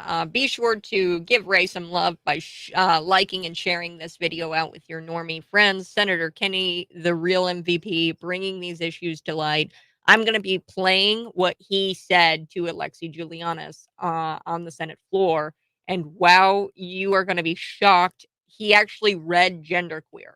And that's one thing that I want these Democrats to do. I want them to go into these public libraries and to sit down with a book like Genderqueer and read it to children. They won't do it because it's embarrassing, because they're screwed up books. It's messed up. So we're going to be listening to Senator Kennedy just rip into Alexi Giulianis. And I want to make I was listening to a local station here on the radio, and they had Alexi Giulianis on. He was talking about DMV and how he had to schedule an appointment. It's quite hilarious. I know somebody who walked in to a DMV and they tried to be seen by somebody to renew their license or to do something, and they had to schedule an appointment. Nobody was there at the DMV, but they had to schedule an appointment. These people want your information. They want to know what you're doing, and you have to go through a process to schedule an appointment through the DMV now. And they're this local station, no pressing of Alexi Julianis whatsoever on this. And this is pretty controversial because people don't want to schedule an appointment when they go to the DMV. Sometimes people just want to walk in, and they're not allowed to do that anymore. And they have to give all kinds of information up before they are seen by somebody at the DMV.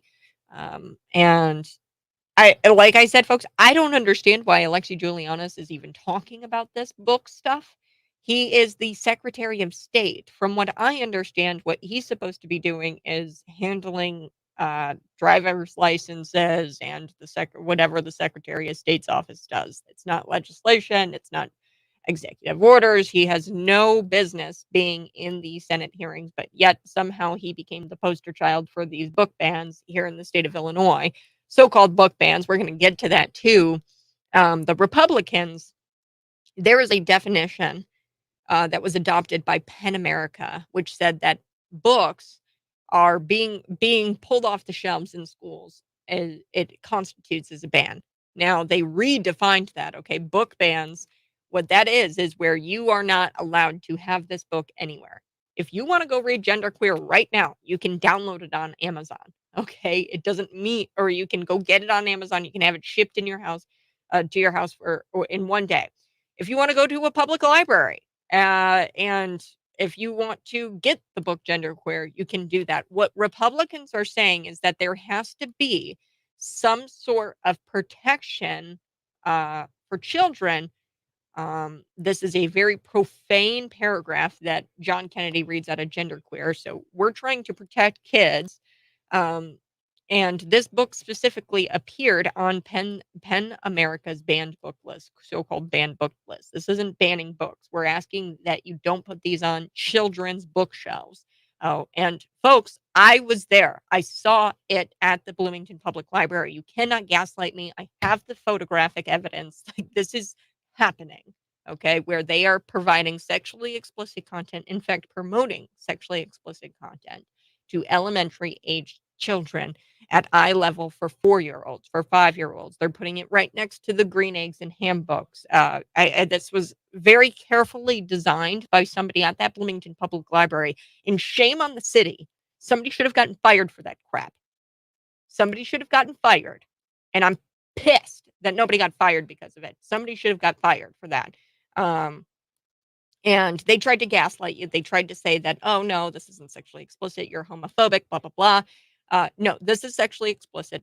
Patience and Esther was the book that I saw that was specifically disturbing. And it was kind of, it was like given to children as it was a book in sheep's clothing. They designed it to where it looked like it was a part of the cartoon books that kids might want to read. It was right next to this Dr. Seuss Green Eggs and Ham book on a book display in the children's services. And I've asked the question of the Bloomington Public Library. There is no parent needed for the checking out of these books. Kids can go up there. They can get a library card on their own, and they can even check out those books without a parent. So, I mean, that's what I'm talking about, and I'm sick of the gaslighting. I really am. I'm getting pretty sick and tired of the gaslighting here. We're going to be back talking about Senator Kennedy, plus John Fetterman in his cargo shorts again. He looks like he's ready to go to Walmart. He comes out of some sort of meeting, and he talks about the impeachment inquiry. So Speaker Kevin McCarthy opened up a formal impeachment inquiry into President Joe Biden and the Biden crime family. So this is the first in a long line of steps that need to be taken, okay? An argument that needs to be made is that the Democrats, the argument here, there's an argument to be made here that the Democrats screwed up and they screwed around with Trump. So now they're finding out with Joe Biden.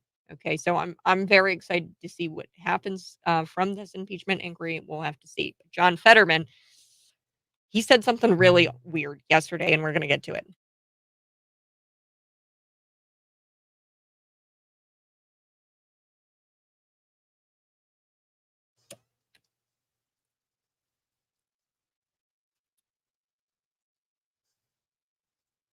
Let's take two books that have been much discussed.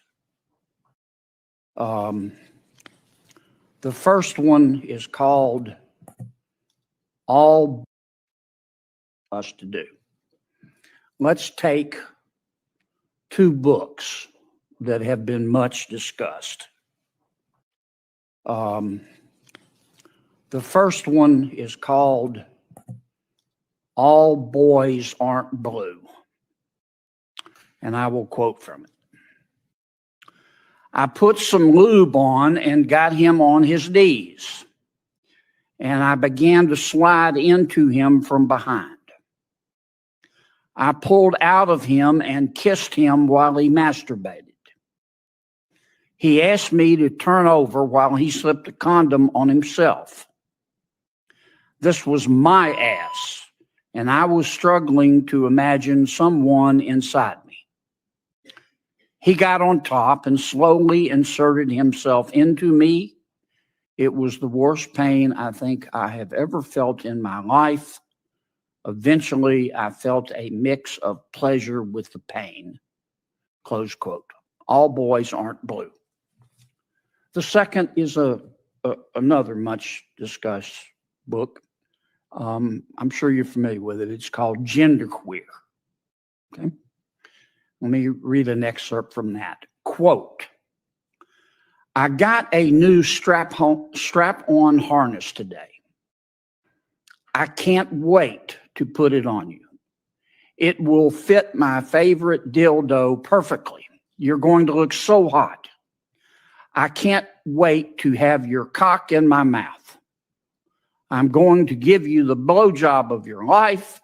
Then I want you inside of me. End quote. Now, Mr. Secretary, what are you asking us to do? Are you suggesting that only librarians should decide whether the two books that I just referenced should be available to kids? Is that what you're saying? No. Okay. Tell me what you're saying. Well, first of all, there's this. Don't give me a speech. Tell me what you're asking me to do. With all due respect, Senator, and the words you spoke are disturbing, especially coming out of your mouth is very disturbing. But what I would also tell you that we're not advocating for kids to read porn, to Senator Booker's point. What are you advocating for? We are advocating for parents, random parents, not to have the ability, under the guise of keeping kids safe, to try and challenge the world view of every single manner on these issues. You're getting conceptual game. I'm not getting conceptual. I'm saying yes, you are. Yes, you are. Because I want to know what you're recommending. It sounds to me like what. So there you have it. There is Senator Kennedy from Louisiana. We're going to talk about that because the voice you were hearing that was stumbling and fumbling, that was our very own Illinois Secretary of State, Alexi Giulianis. And we're going to talk about how he said he's just sick and tired of you random parents making a fuss about this. That's next.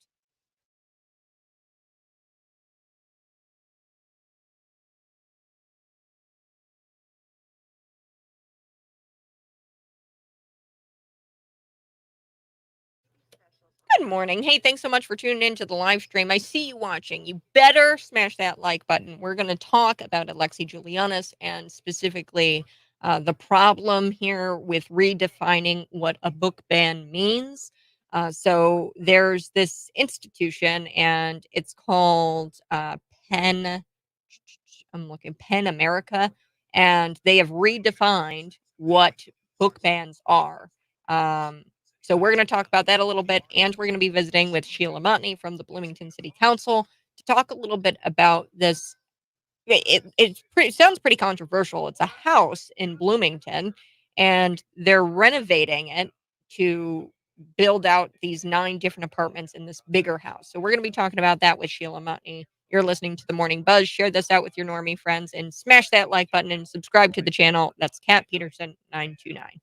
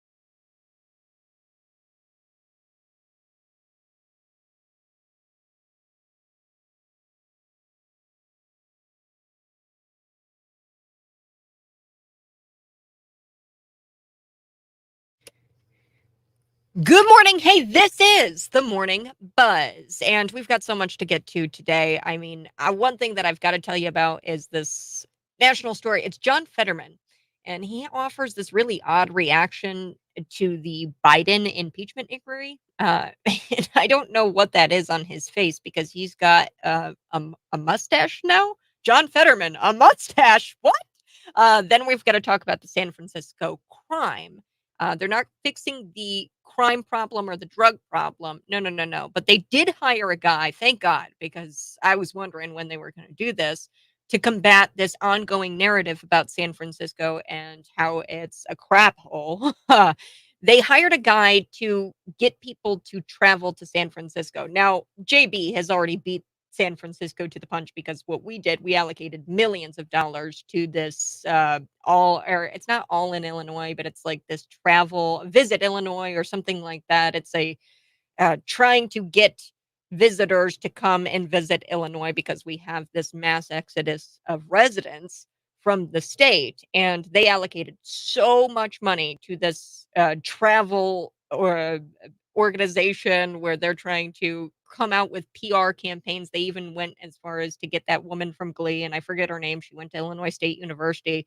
She's not in a whole lot, so that's probably why I forgot her name, but she is leading the way for this PR campaign to try to get people to come to Illinois. And in one of the advertisements to get people to Illinois, she sings into a corn dog. So yeah, that's their big ideas, folks. And I'd imagine San Francisco is going to be doing the same thing Illinois has been doing for months now. We've got a lot to talk about when it comes to the book banning. There were Senate hearings. Alexi Julianis was up there. We're going to get to all of that. But first, I do want to chat with Sheila Montney. She joins me in studio. She's a Bloomington City Council member. I haven't had her in for quite some time. Sheila, thanks so much for coming in. Thank you for inviting me, Kat. Awesome. And folks, always, I'm live on YouTube, Facebook, Twitter, and Rumble. You can see us in studio. So one thing that we want to chat about today is this one story about this woman who had chickens in her backyard, and she tried to get a permit to keep those chickens. Now, I never grew up with chickens. They're crazy. Because we had a neighbor who had them. We lived in the boonies, so it was okay. There was no ordinance that said, hey, you can't have chickens in your yard. When you live in the city, specifically the city of Bloomington, there's some rules about that. Rightfully so, because chickens, they're a mess. And they can get out, they can actually attack you, they can attack pets, things like that. So if you are in an urban area like a city of Bloomington, there's rules against that kind of stuff. So is there ordinances stopping this woman from having chickens in her yard? Can you fill me in on what this story is all about? Sure. Back in 2019, the city put in place a special permit process that would allow people to go through an evaluation and a hearing, and then ultimately city council approval to have chickens in their backyards in single family areas. That was passed in 2019, and as of June, 15 permits had been given. I don't know what the current number is, but during that time period. What happened Monday, though, was truly unique in that there was this particular resident already had chickens in her backyard, despite the city ordinance requiring you to have a permit to do so and have them appropriately fenced and several other conditions. And a homeowners association is in force in that area. This neighborhood is in Ward 8, and the homeowners association rules disallow farm animals of any kind, which would include chickens. So to me, on Monday night's discussion, that was really what this was all about. We were on notice of a homeowners association, which has a right to govern through covenants their own neighborhood. And despite being aware of that existing rule in that particular neighborhood, the permit was given anyway on a 5-4 vote. Now, with that, though, that doesn't mean that the city's permit overrides that homeowners association's rules. However, it really sets up a unique situation in the ongoing chicken story with regard to this particular homeowners association now and this resident, being at odds. Mm. Yeah, well, and then the homeowners association and the city of Bloomington possibly being at odds. Now, everybody knew that she was in a homeowners association, these 5 people who voted for this permit to be given despite her being in a homeowners association. So that's almost like giving a big old middle finger to the HOA. Could the HOA then come back and sue the city for giving that permit despite them knowing she's in an HOA? I mean, that's a good It's a question. stretch, I think. In this case, the homeowners association board president actually gave comment at the hearing. So they were not just on notice in terms of the written documentation, but the gentleman who is chair of that board actually spoke at the hearing to indicate these are our rules and this is what our rules say. So whether or not there's a cause of action between the HOA and the city, I can't speak to that. Mhm. I'm not a lawyer. I also don't know whether or not they would have a legal cause of action against the city when the person who is actually supposed to abide by their rules is their own homeowner and resident. But for me too, I mean, this is bigger than chickens. There's a lot of implications with rules in homeowners associations and condominium owners associations associated with use of property and things of that nature for the common good. Homeowners associations have been around for a very long time. Mhm. And this to me kind of is a little bit of a crack in that do we take those rights to self-govern seriously as a municipality? Yeah. Yeah. Well, and here's the thing. People are like, well, doesn't she have the right to do whatever the hell she wants? Right. No, Mhm. you get into this homeowners association, you know full well you're going into this they give you my brother, he just moved into a homeowners association. He has a bigger trailer that's enclosed. You're allowed a trailer, but he didn't read the fine print, right? So he actually took it up with the HOA and he obtained a permit from the HOA to have this enclosed trailer. So that was where she kind of screwed up, I think, because she went to the city right away. What she should have done was gone to the HOA, tried to figure out some sort of solution with the HOA. And now what we've got is government stepping on not only the toes of, I think, the HOA, but also they're putting their nose into the business of this woman. They should have told her right away, well, take it up with your HOA lady. you know? So I think the alderman in this area approached it very sensibly because he was trying to help people work things out. And the owner of the chickens sent a letter implying that their board is willing to change the rules. And so he merely asked, work with your homeowners association board first. And if Mm, they, get this changed in their language, then the permit for chicken keeping should be passed on a consent agenda without any discussion, really. mhm. Yeah, well, and who is the Ward 8 councilman? It's Kent Lee. Kent Lee. Oh, Mhm. love Kent. Okay, so yeah, he is actually recently elected.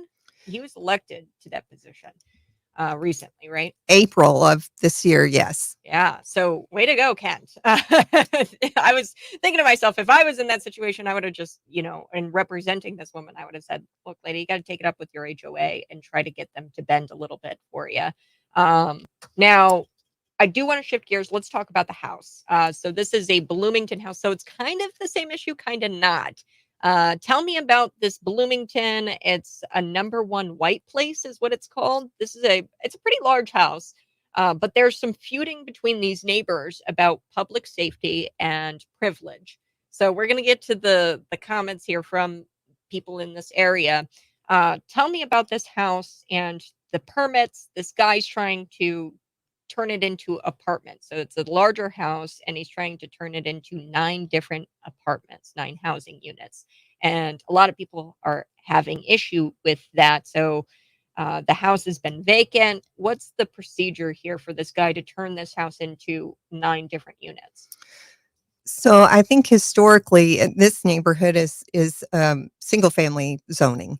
But many, many years ago, and I think maybe even decades ago, a special permit was issued for this particular property to be segmented into apartments, and that had previously been approved.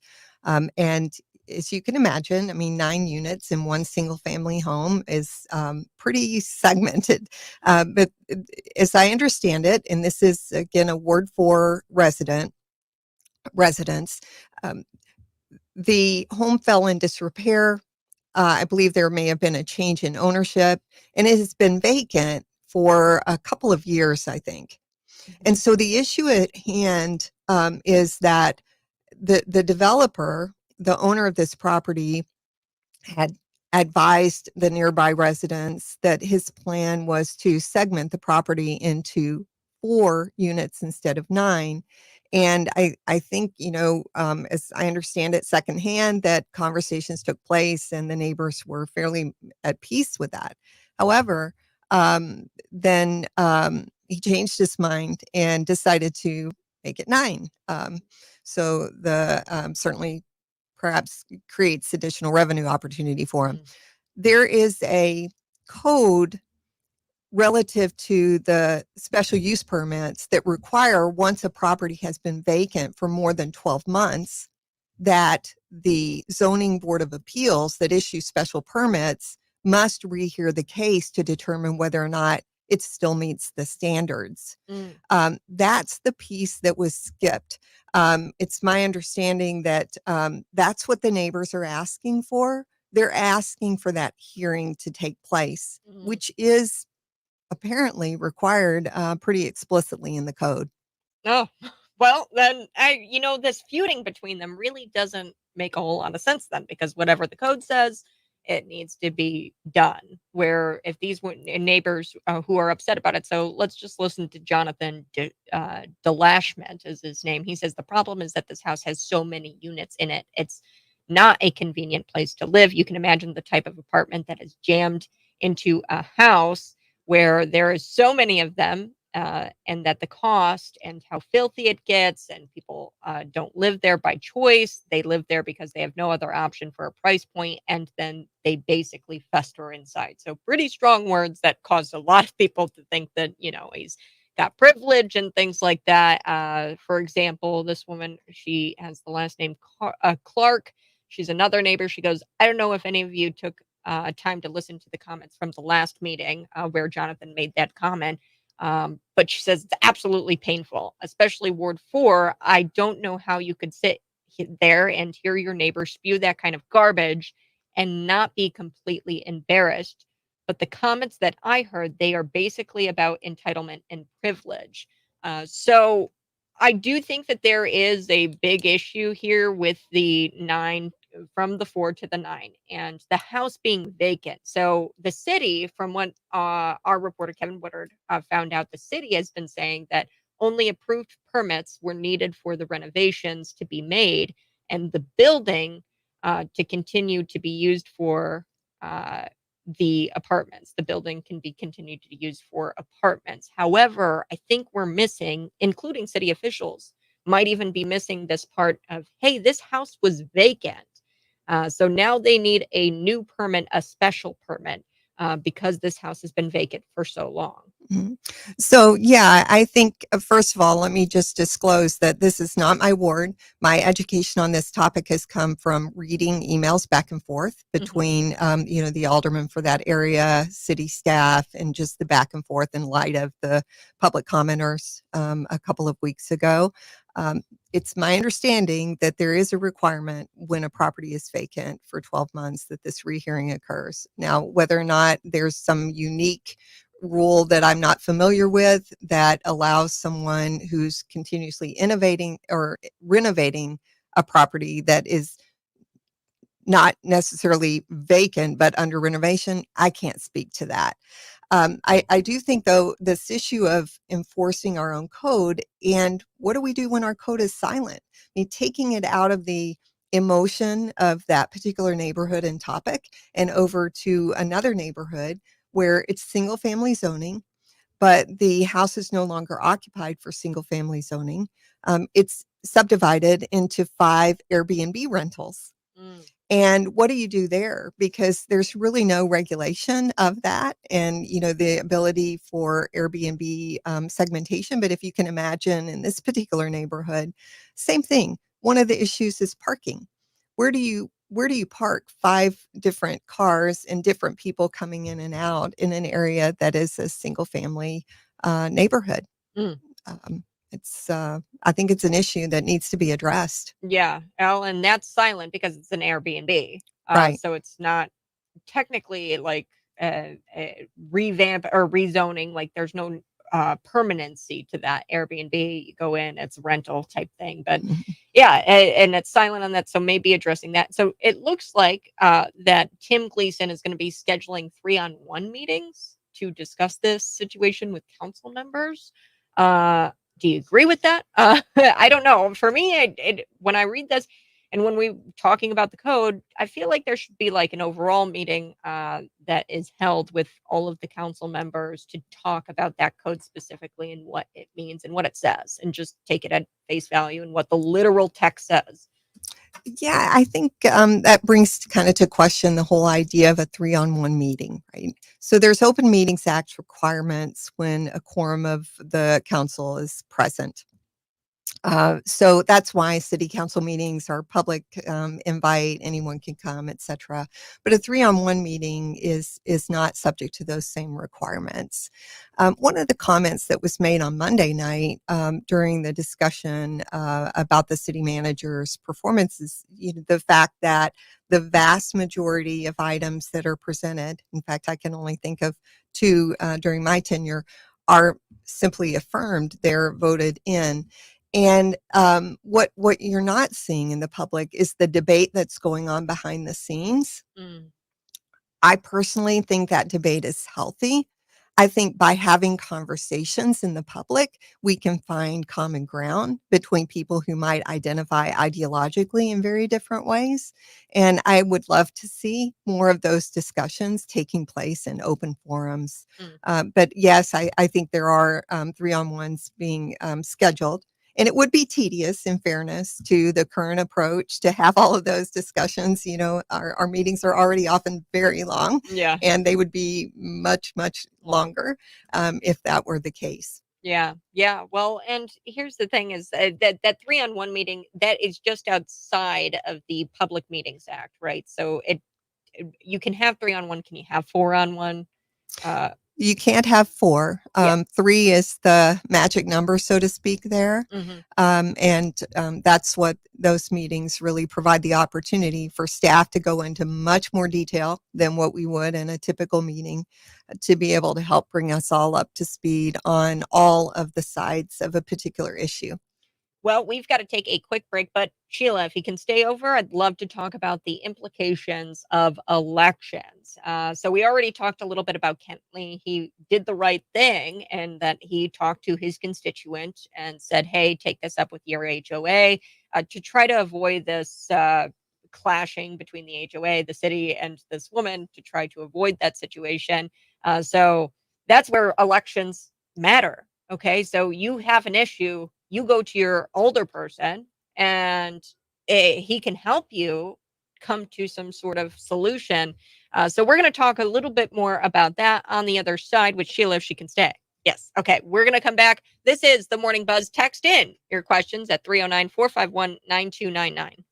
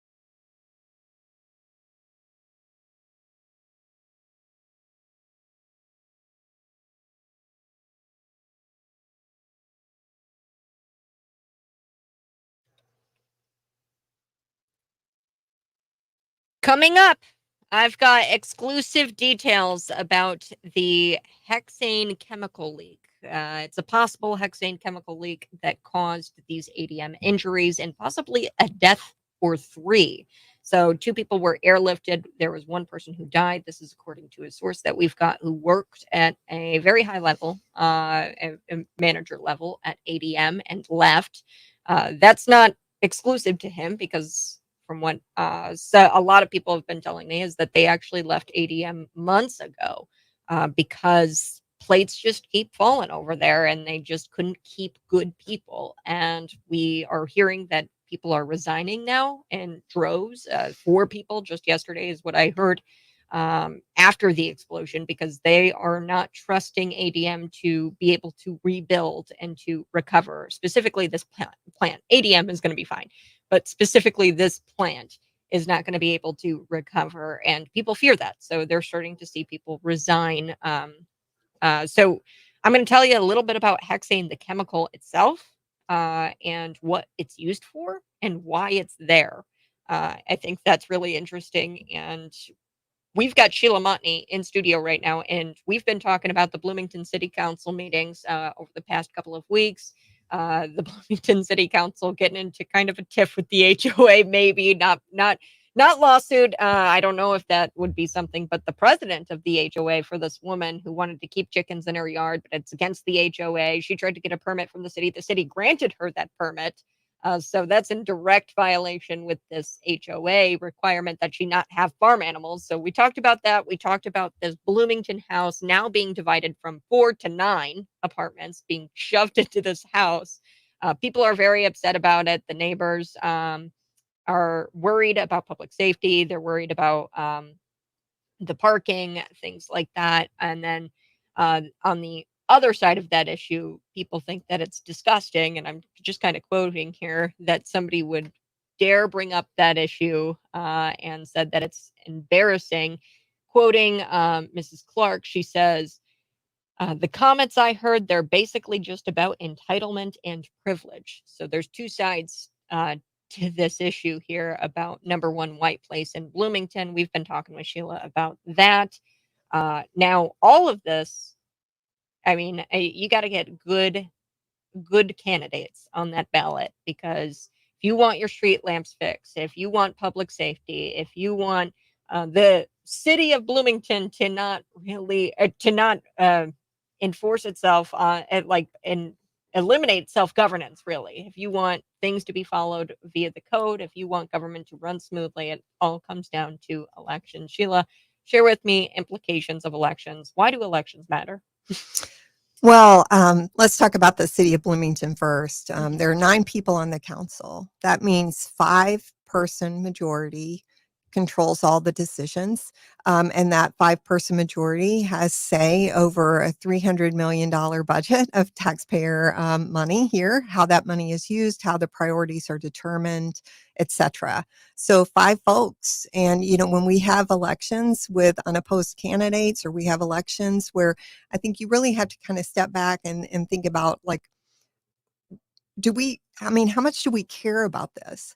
I mean, if you think about how much time is spent talking about politically divisive issues at a national level, where in our own location, this is the governmental entity, along with the McLean County Board, that has the most profound impact on our day-to-day lives.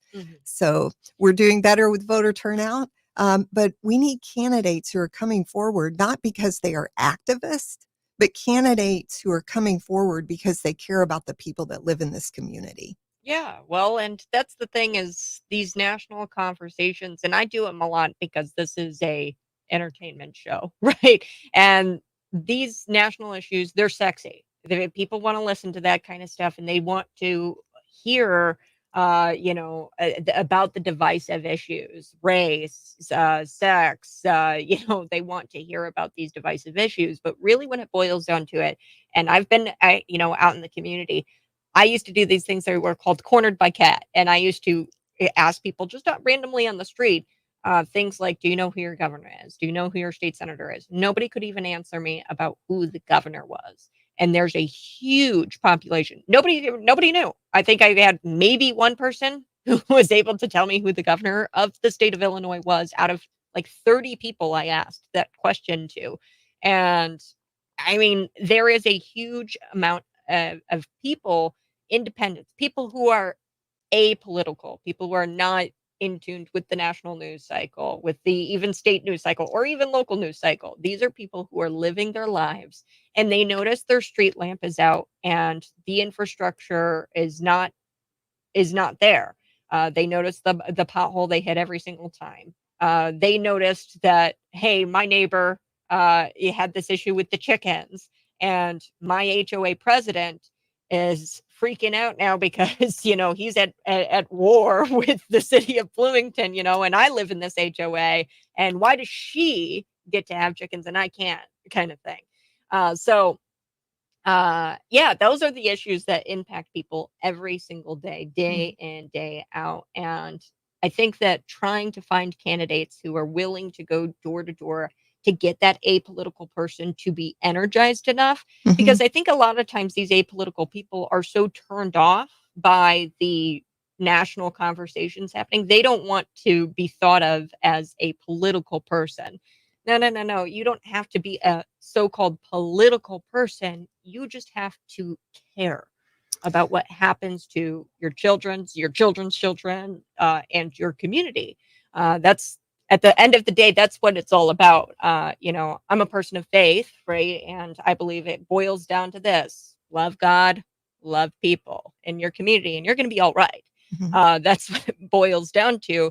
And the only way we can really truly love our people is to make sure that we're all winning at life. And the way we win at life is having that street lamp fixed for little Susie who wants to get on to the bus or get onto or to get onto the bus, you know what I mean, or something like that. To have that street lamp fixed so little Susie can play with her friends in the backyard or something like that at night.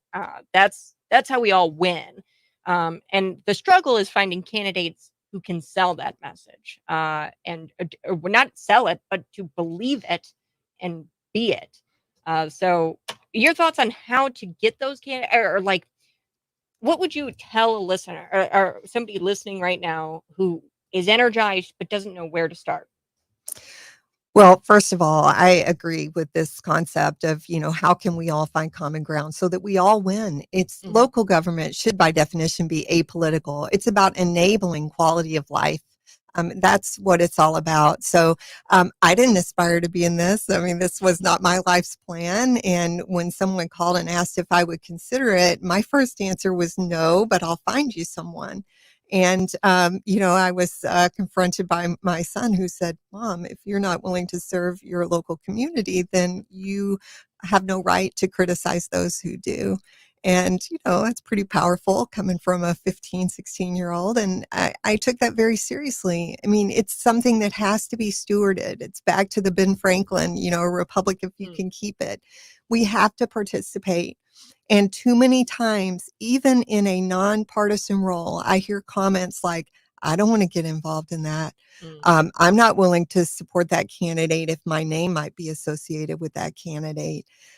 Or, I'm not willing to go talk to people with that candidate or on behalf of that candidate. I'll send some text messages. But I mean, come on, this is a winner take all thing with elections. And it is very important that people who care about this community are willing to serve and are willing to take that seriously and apply the standards that exist within the code to understand how we can create a calm, safe, well-maintained infrastructure environment for the people who live here now and, to your point, for generations to come. Yeah. And folks, I think a year from now, is what Sheila was telling me, is when those candidate packets drop. So be thinking about that. If you're in the city of Bloomington, be thinking about, hey, I want to change. I want a change in my community. I want to be able to have a working street lamp. I want to be able to have working roads, working sewer system, working water. I want these hard infrastructure. I want public safety. These are things that are really, really things that matter to people. If you're one of those people, then be on the lookout for those candidate packets to drop. And currently, those candidate packets are already available for the next cycle of the McLean County Board elections and the other elections at the county level. That is available now. And, we have a situation here where candidates need to come forward. We often have unopposed candidates. And to me, there should always be a choice. Through differences of opinion, we can find opportunities to make all sides better. Those county races are partisan races, but the opportunity exists right now to get involved. If you go to mcleancountyil.org, you can see their candidate packs out there for county board. We've got a Was call. a business owner. Oh, nope. We get spam calls all the time. I pulled it up and I was like, oh, I think we got a caller. No, you guys are always encouraged to call in and ask questions if you need. 309-451-9299. Whenever I've got guests in studios, because that's why I bring them in. They've got insight onto what's going on at the government level. So Sheila, thanks so much for joining me. Thank you. Thank you so much. Appreciate you. All right, folks, we're going to be back chatting quite a bit about the Illinois Secretary of State, Alexi Giulianis. He was grilled, really, not grilled, but more so Senator Kennedy. He's the real MVP here, folks, because he brought light to an issue and actually just read this book. It was an X-rated book and available for children in school libraries. And Alexi Giuliana said something that I want to touch on here next on The Buzz. See me live on YouTube, Facebook, Twitter, and Rumble. We'll be back.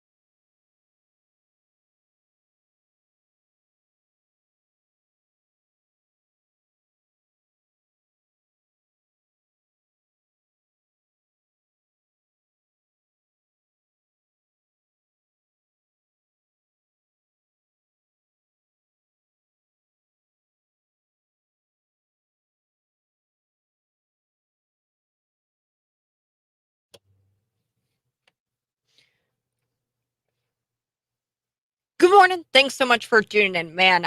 This show has been packed. I had quite a few guests on today, and I didn't get to everything that I wanted to get to, but we are going to talk about Alexi Julianis because it's important, and we're going to grill him. I'm sorry, but Alexi, what are you doing? You're the Secretary of State. I don't even understand why you're commenting on this issue. Shouldn't you be focused on DMVs, licenses, things like that? So, we've got Dick Durbin out there, Dickie.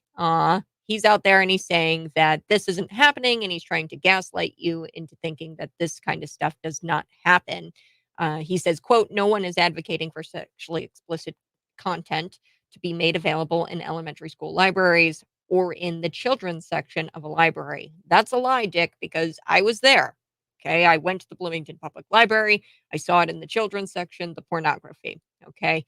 And school boards across the country, they have cut off the microphones of parents who read from passages of these books, much like Senator Kennedy did. He's the real MVP for bringing these issues to light, folks. I played that clip where he just read the book. He read excerpts from the book, and Alexi Julianis he even said that it was disturbing and that he was uncomfortable. So if you're uncomfortable with it, imagine it being in the hands of a child in the Bloomington Public Library in the children's services section. People should have been fired for that. I've said that for day one. In fact, I think it's criminal, and I thought charges should have been brought against somebody in that Bloomington Public Library for providing pornography to children. There's a harmful material act in the state of Illinois. I'm not going to read it, but look it up in your spare time. It prohibits adults from providing sexually explicit content to minors. So school boards across the country, they've cut off microphones of parents who read these inappropriate passages from these books, and they say it's too inappropriate. There are children in the room, yet those same books are being provided to those children in school.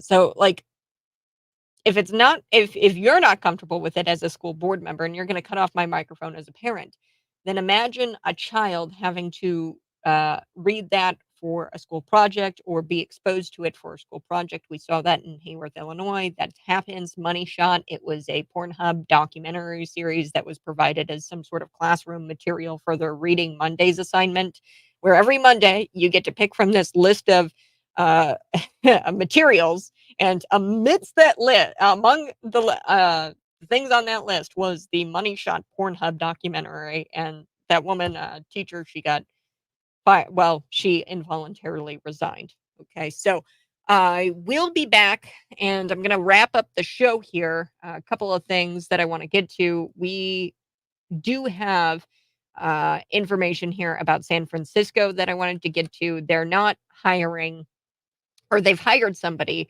to try to get people to travel to San Francisco. They're not fixing the drug problem. They're not fixing the crime problem in the streets. Rather, they hired a guy to get people to come to San Francisco as a tourist destination. So I will be back with that story next.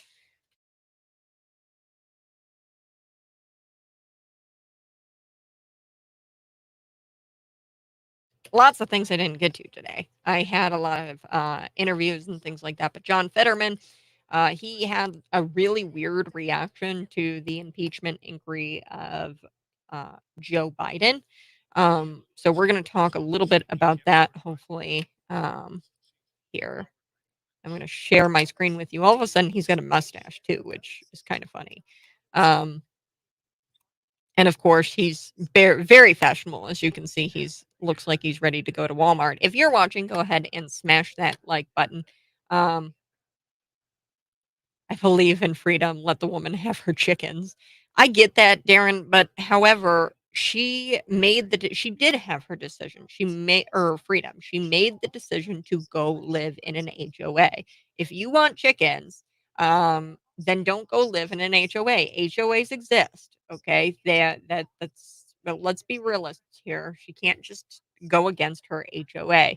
Believe me, I think everybody should have chickens. I love chickens. I think everybody should live on a farm, and I think that everybody should live in in rural areas. Okay. I think that urban city life is what's killing America. And I don't think that there's really a good way to do it, because when you get all those people on top of each other, there's this lack of accountability that happens, and they start looking to government to fix all of their issues. You're on city water, you're on, um, you depend on the city to keep things in line. Now, if government were to just fix, we can't have anarchy. Okay, that's what I'm saying here, Darren. If you believe in freedom and you're a freedom absolutist, as I would say, or whatever, there's a difference between freedom and anarchy. Okay, so I believe in freedom. What's next? Let the woman run around naked in the street. I believe in freedom. Let the woman shoot somebody. Come on.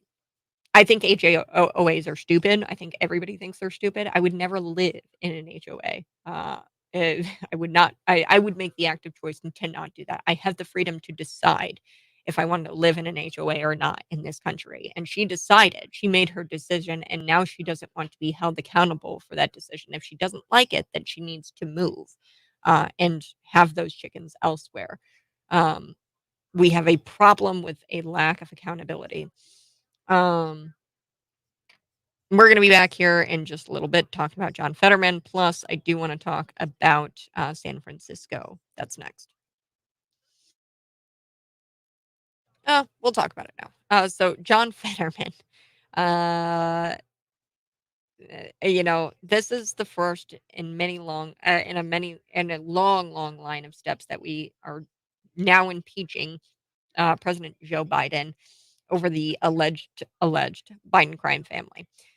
Now Democrats, they messed around with Donald Trump. Now they're finding out what messing around with Joe Biden is. Now they're finding out that we are going to mess around with Joe Biden. Republicans are going to mess around with Joe Biden because they messed around with Donald Trump and indicted him for basically wearing his shoes too tight. Let's first check in on the other side of what the other side of the aisle has to say.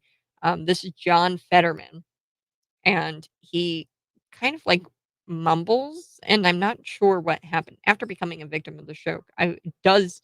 That Fetterman is really hard to understand. I have hired my own personal translator here to speak with Fettermanese to try to explain what the senator meant to say here in this clip.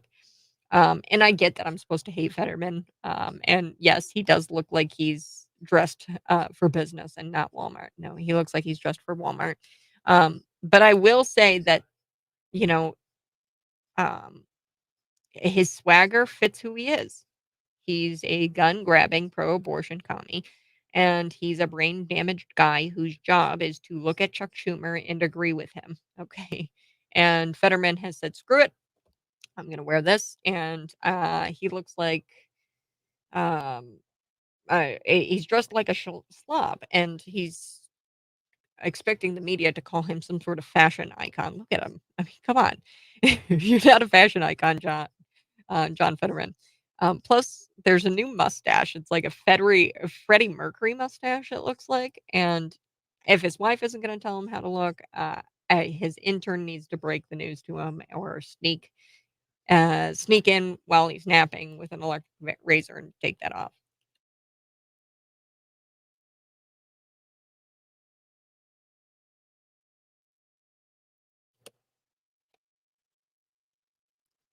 Well, that's the end of the show, folks. Thanks so much for joining me on the radio. I have one more story that I'm going to get to here on the live stream. You can see me on YouTube, Facebook, Twitter, and Rumble. I'm going to play a quick clip for you, and then I'm going to end the live stream. Be sure to subscribe to the YouTube channel. That's Kat Peterson 929. You guys have a great rest of your day. We'll do it again tomorrow morning, 6 a.m. to 9 a.m. Bye-bye. Love you.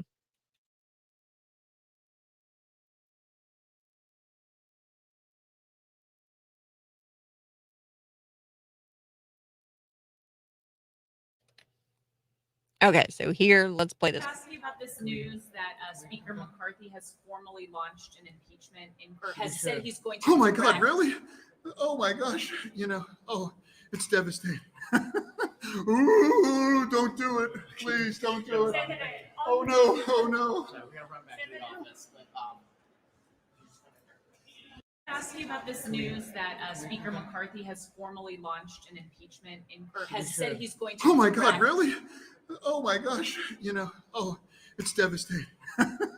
Ooh, don't do it. Please don't do it. There you have it. There's Oh, John no, Fetterman oh, no. freaking out. And man, I don't know. Like I said, I don't know what's up with the mustache, but here's the thing. This guy, he's a commie, and we are going to come down on the Democrats. And Kevin McCarthy has made this clear. We're going to come down and we're going to do this formal impeachment inquiry because what you guys did, what Democrats did, they screwed up and they messed around with Donald Trump. Now they're finding out with Biden, and we are going to play that exact same coin, just the different side. All right, that's going to do it for us today. You guys have a great rest of your day. Bye bye. Love you. And we'll do it again tomorrow morning. Be sure to like the video.